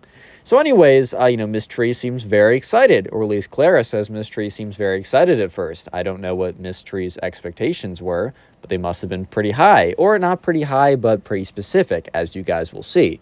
So anyways, Adrian walks into the room, as Clara was like, oh, well, he's actually outside. I just wanted to let you know, beforehand, give you a heads up so I didn't jump scare you and be like, oh, this is my boyfriend who's standing right here. And so Adrian walks in, and now from Adrian's perspective, he looks and he sees Miss Tree, and Miss Tree's face, at least Miss Tree didn't have much of a poker face, because from a very kind of open, excited looking face, her her face kind of drops when she sees Adrian. And here's the thing. Adrian's not like okay, first of all, you shouldn't be disappointed if someone that you like is dating someone that you don't find attractive. Like, that's a messed up thing in the first place. But second of all, Adrian wasn't even that bad of a looking guy. Like, he was pretty decent looking, and Adrian and Clara, it seemed like a normal couple. It wasn't like one of these couples where it's some like 20-year-old supermodel dates some 80-year-old rich guy who's super like not super attractive and probably a bad guy as well, but just because he has a lot of money. This was a very normal relationship. And Adrian picked up right away that, Miss Tree not only seemed disappointed, but in fact seemed offended by him, which was very, very strange. Miss Tree then, didn't say anything, was like, oh, nice to meet you. What's your name? Kind of said it in a bit of a patronizing way, but Adrian kind of ignored this and was like, hey, my name's Adrian. It's very nice to meet you. My girlfriend Clara says a lot of really great things about you. I'm so happy that you guys have such a nice relationship. So anyways, they continue on with an interaction. They speak a little bit. Miss Tree is obviously almost like pretending to be nice. Like, it's very clear that she is holding back her true feelings, but obviously if it's pretty clear, she's not doing a great job masking it. So anyways, Adrian leaves, and, Clara and Miss Tree continue on having their conversation. And afterwards, Adrian and Clara are together, and Adrian's like, hey, like, I don't know, maybe I was just being really, like, maybe I was looking into it too much, but I kind of felt like your teacher or your advisor, Miss Tree, didn't really like me. Like, I don't know. And Claire's like, why do you say that? He's like, I don't know. It's kind of just a feeling, which I know sounds really stupid, but I just kind of have a feeling that she doesn't like me. Like, it seemed like when she looked at me, when we first made eye contact, she almost seemed extremely disappointed.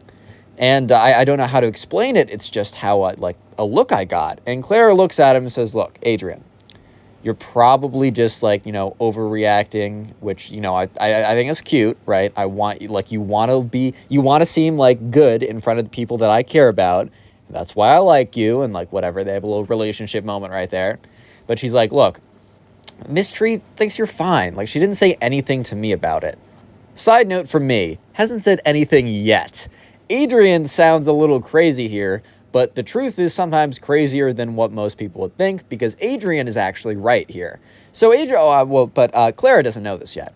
So Clara goes on to be like, oh, you're just overreacting. You're thinking too much about it. Like, don't worry about it. Like, I'm sure she loves you, right? I'm sure she thinks you're great. And so Adrian and Clara kind of go on about their day. So this is a day later.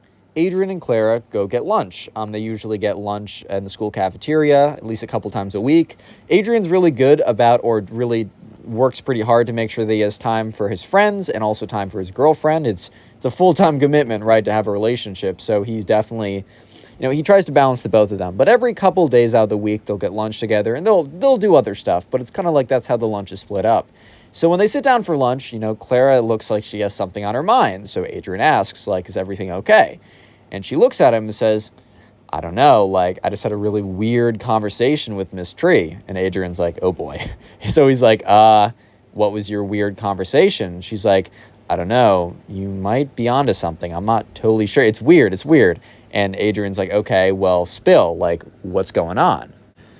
Yeah, so Adrian is kind of like, okay, I kind of knew that something like this would come up one day. I knew that she didn't like me or whatever. But yeah, so Clara goes on to explain the conversation that she just had with Miss Tree. So throughout the week, they have a lot of slots where, students can meet with their advisors. And obviously, if you have a better relationship with your advisor, you'll take more advantage, as only some of the slots are mandatory and some are just if you want to. But since Clara and Miss Tree, up to this point at least, had such a good relationship, Clara would always take the most advantage or the highest advantage of all these slots. So today was, another time that they met. And Miss Tree was starting to talk about something, a kind of a theory that she had. So this was when the conversation started to get really weird. So Miss Tree was talking about, how she does a lot of studying of large individuals. It's fat studies or something. Look, I'm a STEM major. I don't know anything about that kind of field. I really don't know. I can't comment. But anyway, she says she does a lot of that in her free time and a lot of research or whatever. And she started to tell Clara about this theory that she had about how, larger individuals needed to stick together and they need to stick to their kind, since their kind are the only ones who understand them. Yeah, Take that out of context, and that is a really messed up thing to say. Even take that in context, and that's a really messed up thing to say. With or without context, that's a not great thing to say, in my opinion. But anyways, right, so Clara was like, in her head, she's probably thinking, why on earth is Miss Tree telling me this? It just so happened to be the day after Miss Tree got a physical view of her boyfriend. Because Miss Tree has known about Adrian for a really long time, but didn't know who he was because, you know, there's a lot of kids at this school and Miss Tree never had him as a student. So it's really weird that Miss Tree happens to bring up her theory that, you know, fat individuals should stick together and should stay away from non-large individuals, like, at all. Like, the day after she sees her boyfriend for, like, in person for the first time. So this is kind of a disturbing revelation. The thing is, though, Clara felt a little uncomfortable in this conversation, yet Miss Tree did not directly or explicitly say, you need to break up with your boyfriend because he's a skinny individual. Yet. Keyword. Very important word. Or very important thing I just said. Yet. She did not say explicitly to break up with her boyfriend because he's not a large individual. Yet. Stick around, guys. It gets really weird. So Clara said that Miss Tree kind of like continued on with the conversation, and after that point it was very, very normal, and it was kind of like the more normal stuff they talked about, which is like, I don't know, they had like a lot of shared ground on like, oh, women's rights, what's going on in the news, how can I like be more of an activist, or how can I help out other people, kind of like stuff that, you know, that was normally their conversation. So it kind of made sense to put in this kind of like fat studies thing, I think, but it also was really weird and really targeted. At least Clara felt targeted by this. So Clara tells Adrian that, okay, well, maybe I'm just overreacting, maybe because you said yesterday that you felt like that she didn't like you, that I'm now kind of looking for that.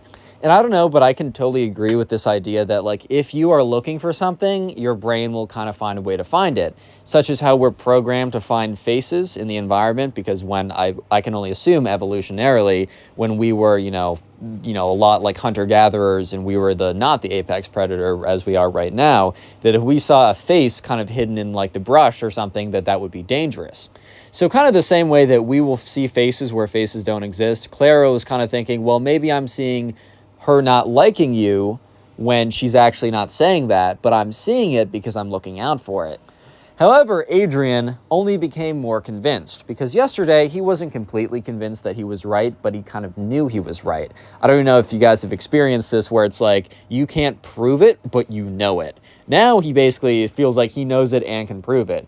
So Adrian's like, okay, I don't think your advisor likes me very much. I think she's probably going to try and push you to break up with me. I don't know why, but I feel like that's like what's going to happen. And Clara's like, I don't know why she would. Like, I've told her all the stuff you've done for me. So Clara had gone through a lot of rough things in her life. And for that reason, she's, you know, had a lot of difficult, like, emotional unpacking and response from the whole thing. I mean, when you go through difficult things in life, it isn't like once you're done with the difficult thing, all the problems go away. A lot of, like, emotional damage and work that needs to be done happens months, years, decades after. So Clara is not, like, the easiest person to be in a relationship with. But relationships aren't supposed to be easy. And, Adrian has been really great in this regard. And Clara has, told Miss Tree in great detail of all the things Adrian has done for her. So she almost feels a little bit thrown off guard that, Miss Tree is starting to, like, be like, oh, well, because you guys are different sizes, then you shouldn't be dating, right? Like, that seems like a very backwards ideology. But Clara tells Adrian, look, she's not going to change my mind. And also, I don't think she said anything explicitly yet, which is true. To this point, she's not blatantly said, break up with your boyfriend because he's smaller than you. Anyways, the next meeting, the next day that Clara and Miss Tree have goes really poorly. It goes really bad. By the way, a secret word of the day is tree. So if you made it this far into the video, comment tree down below. And while you're commenting tree in the comment section, check out the pinned comment, as there's a link to the Spotify page in which you can listen to these stories as podcasts, as well as a link to my second channel in which I tell stories just like this, but instead of from you guys, they're from Reddit. So subscribe to that channel to help me out. Anyways, in this meeting, Clara goes into it really hoping that, her and Miss Tree can talk about things that they normally talk about. Miss Tree and her have a lot of in common on, like, politics and talking about, like, women's issues and stuff like that. And she's really bonded with her over that content, right? Clara is really hoping that when she goes into this, that she doesn't have to hear anything about Miss Tree's theories about how, small individuals should not be with large individuals, which is pretty messed up, or anything about her boyfriend at all. So Clara walks into the room and is like, Miss Tree, did you see this thing, like, on the news? Like, this new thing just got passed. Like, how can we repeal it? How can we fight back? Did you see it? And Miss Tree looks at her and says, oh, Clara, I did see this, and it's an important conversation, but the fact of the matter is we have an even more important conversation for you and I to have right now. And Clara didn't know explicitly that this was going to be about her boyfriend, but she knew that this was going to be about her boyfriend. Yeah, so anyways, Miss Tree goes on to say, like, Clara, I think this chat is super important, and you know that I want the best for you, and you know that everything I do is for your favor. As your advisor, I do everything for your betterment. And you also know that I've dedicated my life to research and learning and really seeking truth. Clara, you cannot be with Adrian anymore. He does not understand your struggles as a larger individual. Here's the thing. I've done the research, and the skinny people, the small people, those people, the one who focus extremely hard on their physical appearance. They are so wrapped up in the physical that they've completely neglected and put the emotional aside. They have not spent the time that we have really focusing on ourselves, really focusing on embracing what is beyond the physical, beyond the materialistic. We have gone to a new level. And for that reason, there is no way that Adrian and you can stay together. So Clara's eyes almost gloss over. She is just how do I respond to this? How? And Clara tries to respond but my boyfriend is really emotionally intelligent. He's really helped me through things that I haven't been able to figure out. And Miss Tree is like, Clara, look, he might seem emotionally intelligent, but no one who spends that much time on their appearance has any depth that we do. If you want a partner who truly understands your struggles and truly has put his emotions first, then you must find someone of your own size. And Clara's just so taken aback by this, because up until this point, she really saw Miss Tree as a level-headed, trusted individual that she would go seek advice from.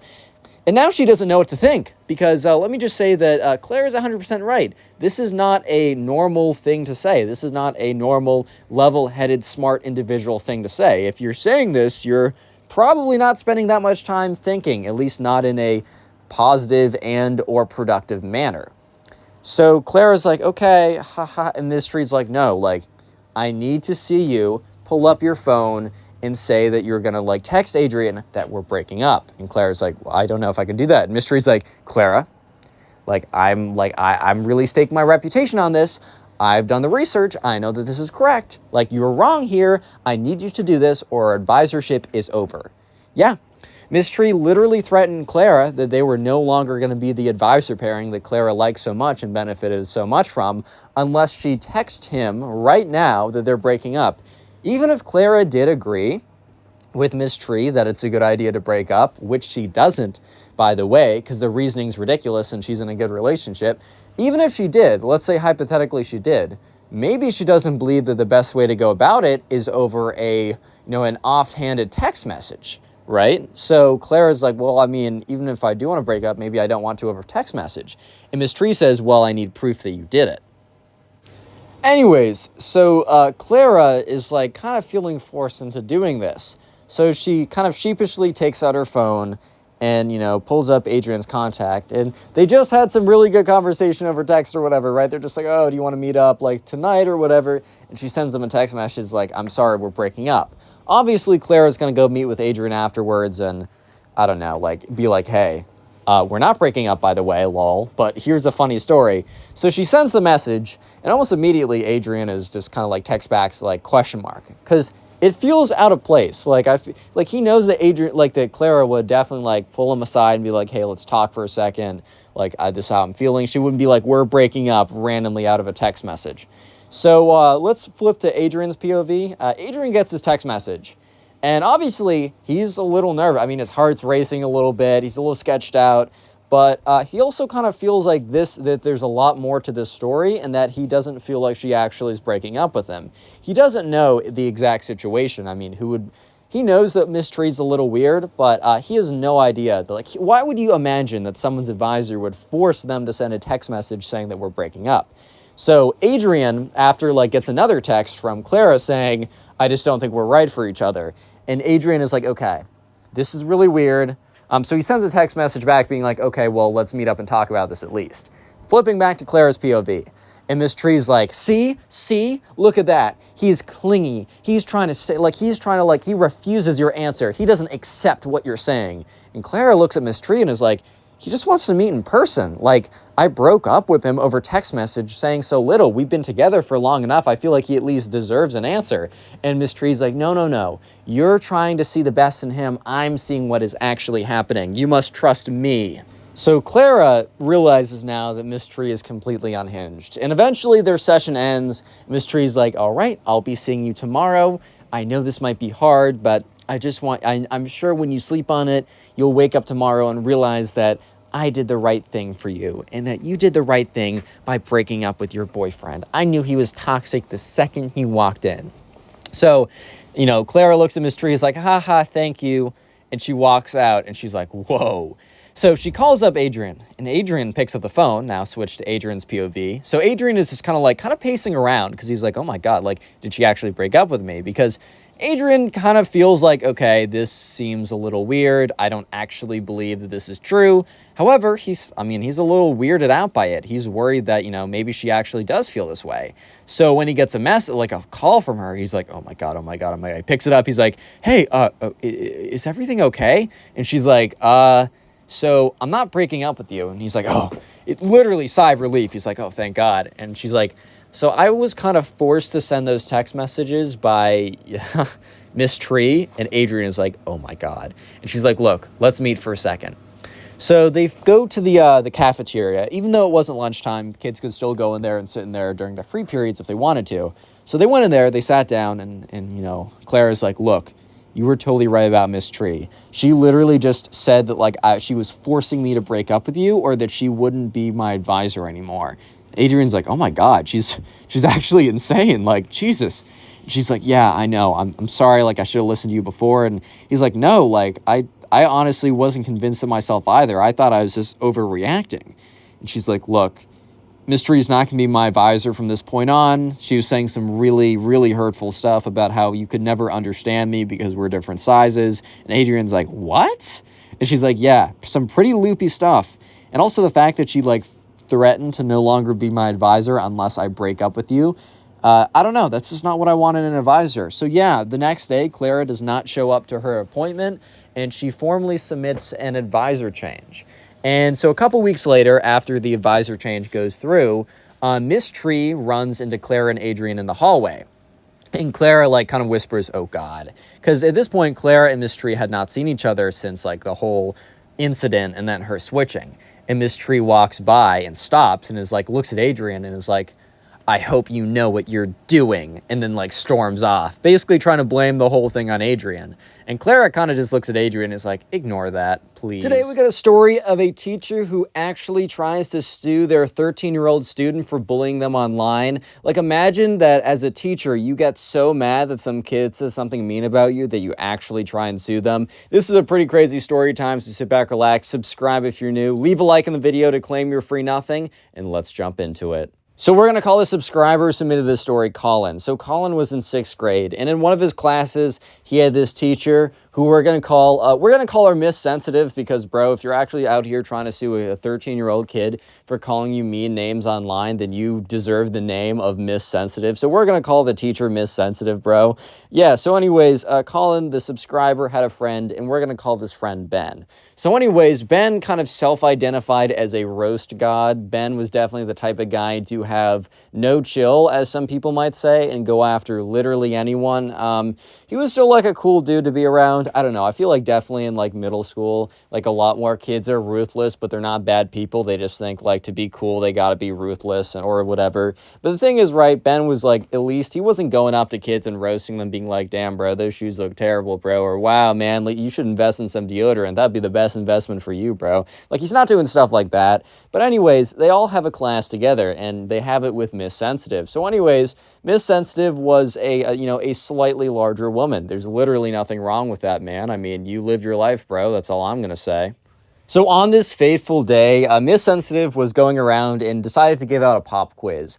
I've never actually received a quote-unquote pop quiz before. I've always been informed before I have an assessment. I just think it makes a lot more sense if you're gonna assess someone, like if you're gonna give them a quiz or a test, at least give them an opportunity to study for it. Like, I get that you're trying to check if they've been doing the work, but at least give them a heads up. I just think pop quizzes are kind of dumb. But anyways, Miss Sensitive decided that today was the day that she was gonna give out a pop quiz.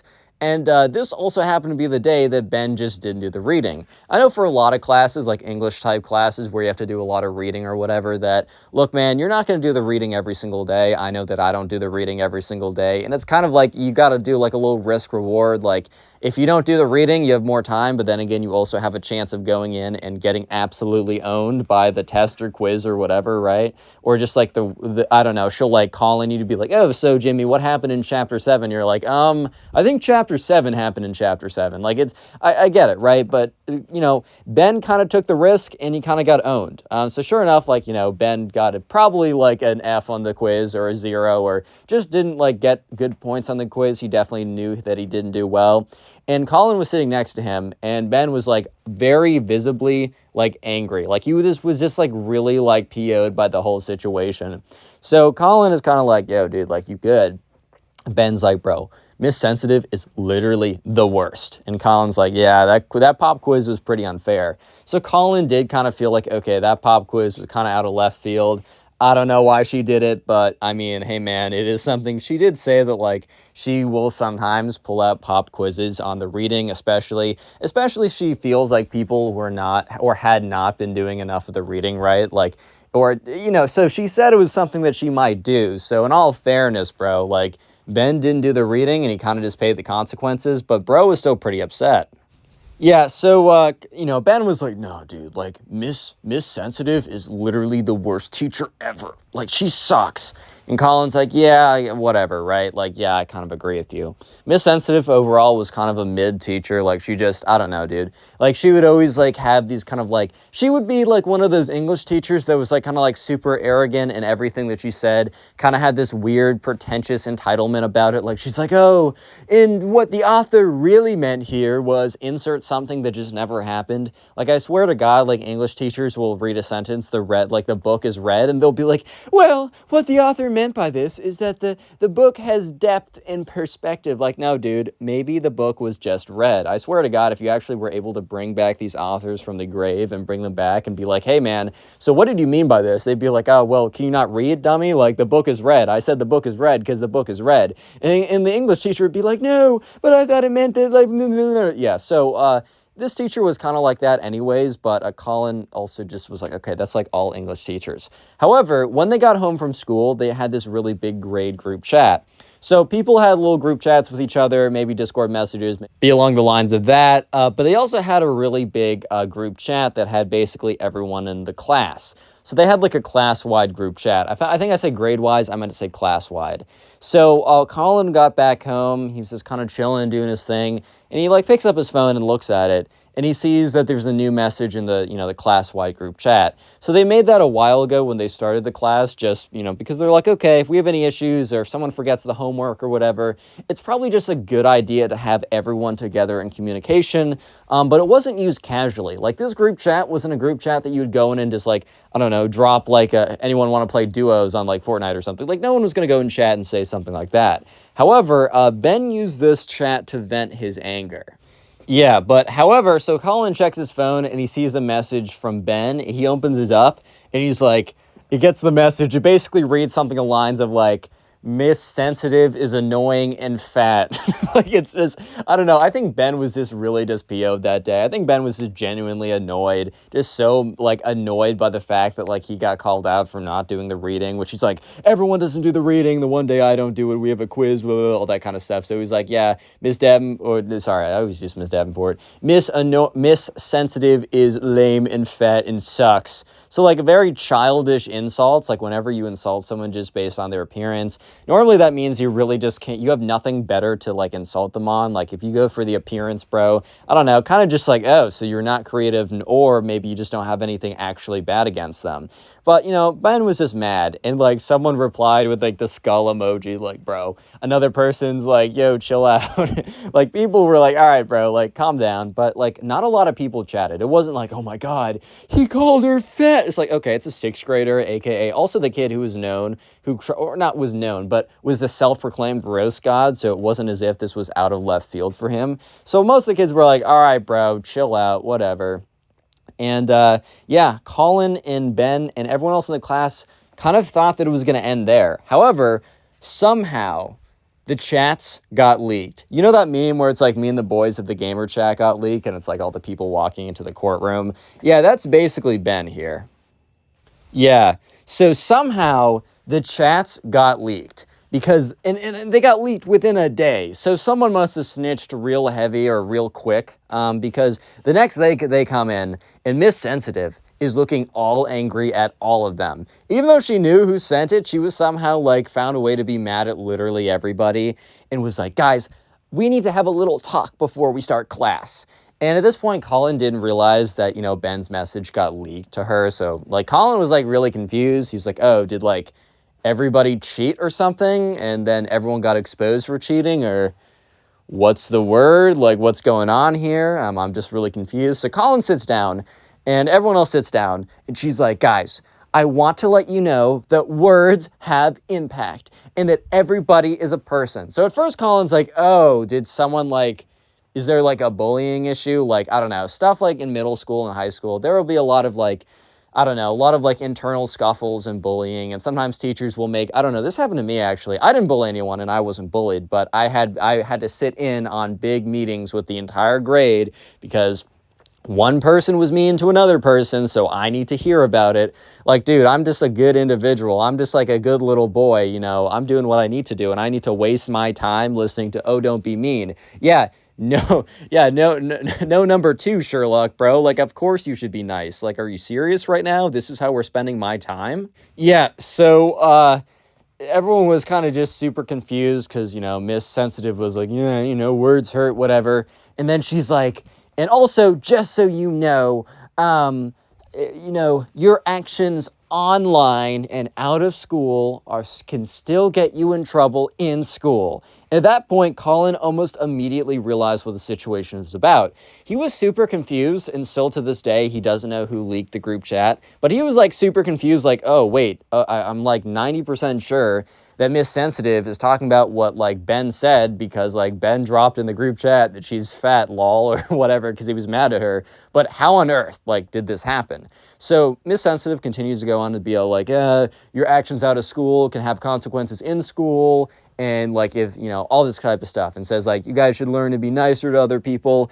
And while this was, like, kind of like a weird, awkward interaction, like, I don't know about you, but it's always just so awkward when, like, the teachers would just, like, scold you in front of everyone, especially if it's, like, a group punishment. Like, I remember this one time back in 8th grade, like, some kid had, like, peeped into another kid's, like, stall while they're taking a number 2, and they, like, got mad about it or whatever. And this guy, like, this guy's, I'm sure he was just doing his job, but he brought the entire grade together, and he's like, guys, I'm so disappointed in everyone. I'm like, dude, I wasn't there. I was doing my math homework. I don't care if someone's being a little bit too curious and mega sus. Like, that's not on me, bro. Like, why are you disappointing in me? I'm doing what I need to do. Anyway, so yeah, while that whole interaction was a little bit weird, Colin just kind of assumed that the whole thing was going to end here. Like, Miss Sensitive was going to have a whole, like, I'm mightier than thou, be nice to people speech or whatever, and it was going to end there. He would have never assumed that things were going to escalate, which they did. Yeah, so basically what ended up happening was Miss Sensitive was pretty upset about this, which, I mean, look, if someone is calling you insults, and maybe it's something that you are personally sensitive about, like, I can understand why you take that personally. However, also one thing, these are sixth graders. These are little kids. They don't, okay, not little kids, but these are kids that are still growing up. They're going to be mean. They're going to be cruel. And yeah, sure, reprimand them, whatever, right? But also realize you shouldn't take it that deep. Like when I read my comment section and someone's like, yeah, your videos are trash. And then I see their profile pic of some like anime profile pic. I go in their account and they're making like Roblox shorts. I'm like, bro, they're just a kid. Like, I don't really care, man. Like, you shouldn't care. However, Miss Sensitive was like really upset about this. So Miss Sensitive takes this whole issue to like, you know, the principal's office or whatever. And she was trying to get this kid like expelled. Like, apparently she was asking for some crazy punishment. Like, she was going for something really insane. I think the principal's office like, oh, well, okay, this kid said something pretty mean about you outside of school. There's not a lot we can do about that, but if you want to have like him come in and we force him to apologize to you, or make him do some report about how, you know, bullying is bad and saying bad things is bad, or I don't even know. And, you know, the teacher must have been Miss Sensitive, was like, no, he needs to be expelled. This is unacceptable. There's no redemption. Which, like, no redemption, bro. Dude is like 13. What do you mean? He's got all of his life ahead of him. Like, what do you mean there's no redemption? Oh, a dude says something mean when he's 13? Nope, there's no going back. He's officially a bad individual. Nope, that's done. He's done for. Yeah, but apparently Miss Sensitive was really gunning for him to have a really, really bad punishment. And she was really upset by how she didn't get what she wanted. So I guess Miss Davenport decided to take the law into her own hands, or take the punishment into her own hands. This is where the title of the video becomes kind of integral to the story. Miss Davenport decides that she wants to try and open up an actual legal case against this kid for emotional damage. This is the most insane thing I've ever heard, by the way. So the way that they all learn this is probably one of the most inappropriate way. Okay, I don't mean like sus inappropriate. I mean like inappropriate, like just to do it. Just like, it's just so ridiculous. So the way that Colin and Ben and everyone else learns, and the way that Ben learns that there's a court case going to be against him, well, it doesn't get that far, as you guys will see, is in class. Basically, Miss Sensitive's like, you know what, guys, this is like a couple days later, guys, I want to teach you a little something. Sometimes the systems of law and governance, they don't do what needs to be done. So sometimes you need to take it into your own hands. And she then goes on to say, Ben, I know about the comment that you said to me. And Ben's like, what? Because I don't think Ben put two and two together. I think, so Colin was able to put two and two together, and he was able to realize that, okay, well, you know, I don't know, like, yeah, it was probably Ben's comment. That would make the most sense in the context, yada, yada, stuff like that. But I think Ben just was like completely oblivious. And he's like, what? So when she literally calls him out in front of all of his classmates, he was just so stunned that he was barely able to speak. Speak will be the secret word of the day. So if you made it this far into the video, comment speak in the comment section. And while you're in the comment section, check out the pinned comment on this video. There's a link to my Spotify page in which I upload all these stories as podcasts. And if you do listen to them, if you do listen to these stories on Spotify as podcasts, it actually does help me out. And also, the second link in the pinned comment is to my second channel. I upload daily stories on there, but those are from Reddit, where these are from you. So if you just want more stories and you want to help me out, subscribe to that channel and check out some videos after this one. Anyways, let's get right back to it. So yeah, the teacher is legitimately like calling this kid out right now, like putting him on the spot. And yeah, it's pretty awkward to read. Like, Colin is like super like awkward. Like, this is so awkward. He's just like, oh, this is so cringe. But Ben is like, oh my God. So she's like, yeah, I know what you said about me, Ben. She said, you called me fat and I'm super insecure about my weight. Like, okay, that's totally valid. Like, I know that like weight-based insults are pretty low blows because a lot of people deal with that stuff. Totally fair. But also, is the right context to do this? Like, is the right context to call this kid out in front of all of his classmates? Is that really the best way to go about this, Miss Sensitive? Are you serious right now? Like, yeah, sure. pull this kid aside, be like, I know what you said, and just so you know, like, this could affect a lot of people if you use these insults about other people and they hear about it, it could really affect them. But no, let's call him out in front of the entire class. But it gets even worse. It gets even worse, man. It literally gets even worse. Because then she goes on to say, and I went to the administration and, I wanted a fair punishment, but they were taking your side. They were just saying that you should apologize to me, or you should do like learning about, harassment and bullying. And that is just simply not enough for what you did. The entire class is like frozen right now because they knew that Miss Sensitive was it's in the name, man, a little sensitive and a little weird and a little strange, but they were just like, oh my God, the overreaction on this is just insane. Yeah, so that's when Miss Sensitive decides to drop the bomb that, she's like, you know what? What you did to me was actually personal harassment and it caused mental damage. And like, okay, like it's kind of on you how you take this comment, especially remember, this is some kid and you're an adult, but whatever, right?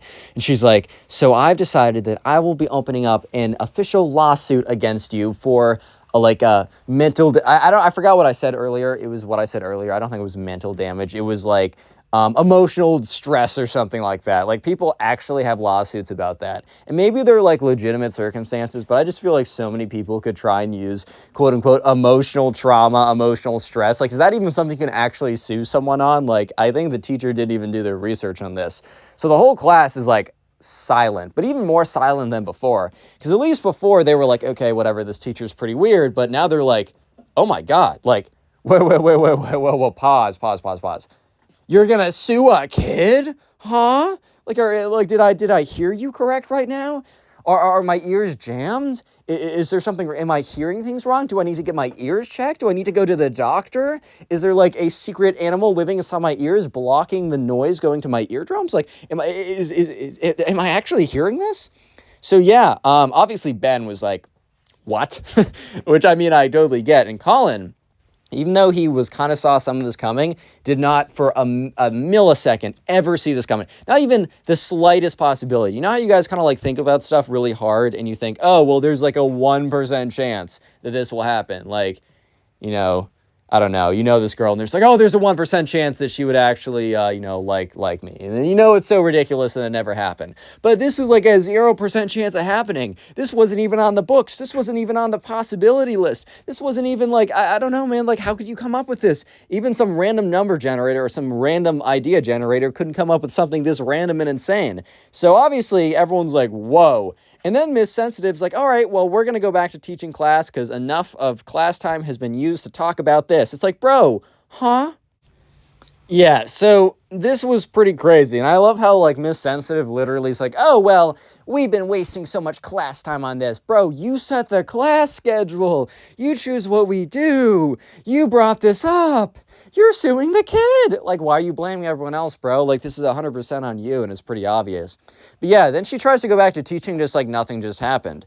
And obviously Ben is like, just like, his face is white, like all the, like he's freaking out. Which like, look, I think like now if like a teacher said, I'm going to sue you for being mean to me, I at least I would be like a little freaked out, but at least a lot of me would know, okay, well, this has zero merit. This is like grounded in literally nothing.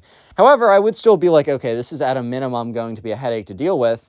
And the fact that they're my teacher and control my grade is pretty annoying. But if I was in 6th grade and a teacher like heard me being like, oh, this person sucks, and then she's like, I'm going to sue you, I would actually freak out because I was pretty gullible. And also, it's a 6th grader, bro. Like, you don't think that they're going to like overreact on this? So obviously, he's pretty upset.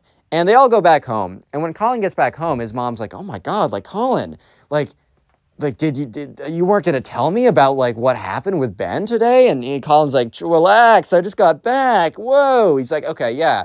The teacher, is she actually serious about this? So basically, all the parents had been abuzz. Like they had just been talking with each other about this because I mean, understandably, bro, like this is a crazy situation. Like this is insane. Like a teacher actually says that she's going to sue one of her students for being a mean comment. So yeah, Colin's mom's like, well, yeah, all the moms have been talking and like, we're not going to let this slide, basically. Yeah, so basically the parents all came together and said, okay, if anything happens, we're going to band together and make sure that, Ben is fine. Like they agree that maybe Ben shouldn't have called the teacher fat. Like, yeah, that's not a good thing to do, but obviously what the teacher is doing is so like unacceptable and a billion times worse, right? So at this point, they were kind of thinking, okay, what the teacher said is pretty crazy, and if nothing else happens, we might just approach the school administration to reprimand the teacher for just really stepping out of line. But for the minute, let's hold and wait to see what the teacher does. Because they were kind of thinking, okay, the teacher says, I'm going to sue this student. It was probably a scare tactic to like show other students like, oh, you should, I don't know, like, oh, you should fear me, you should be a good person, whatever. Terrible, terrible way to go about it, right? That is the most like ridiculous teaching method I've ever heard. Like I've heard of a lot of some kind of like stranger teaching methods that are a bit more obscure. Like, you know, there's the flipped classroom where you learn at home and do work at school. Like, bro, that sounds like the opposite of what you're supposed to be doing. There's teachers that refuse to teach the subject matter. My ninth grade geometry class, the teacher would refuse to answer any questions, but that was on purpose. Like their idea was, they're gonna have to learn it themselves. I'm like, dude, I'm not some like it's 15th century mathematician genius who can just figure out like the Pythagorean theorem by myself. I'm not Pythagoras, bro. Well, I'm just some kid. But anyways, right, this is a crazy teaching. So they were like, you know what, we're just gonna hold back and wait. So the next day in school, the teacher wasn't bluffing because in class, Miss Sensitive, like, and when class starts, walks up to Ben and hands him basically an official court order or whatever.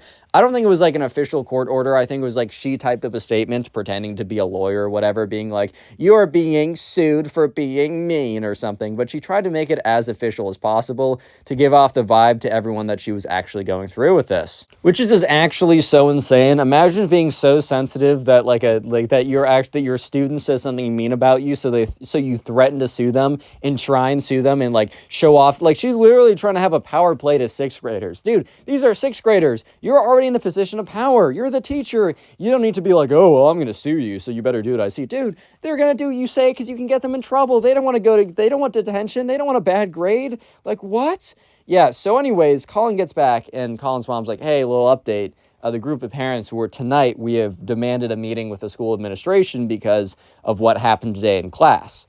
So yeah, apparently the parents all got together.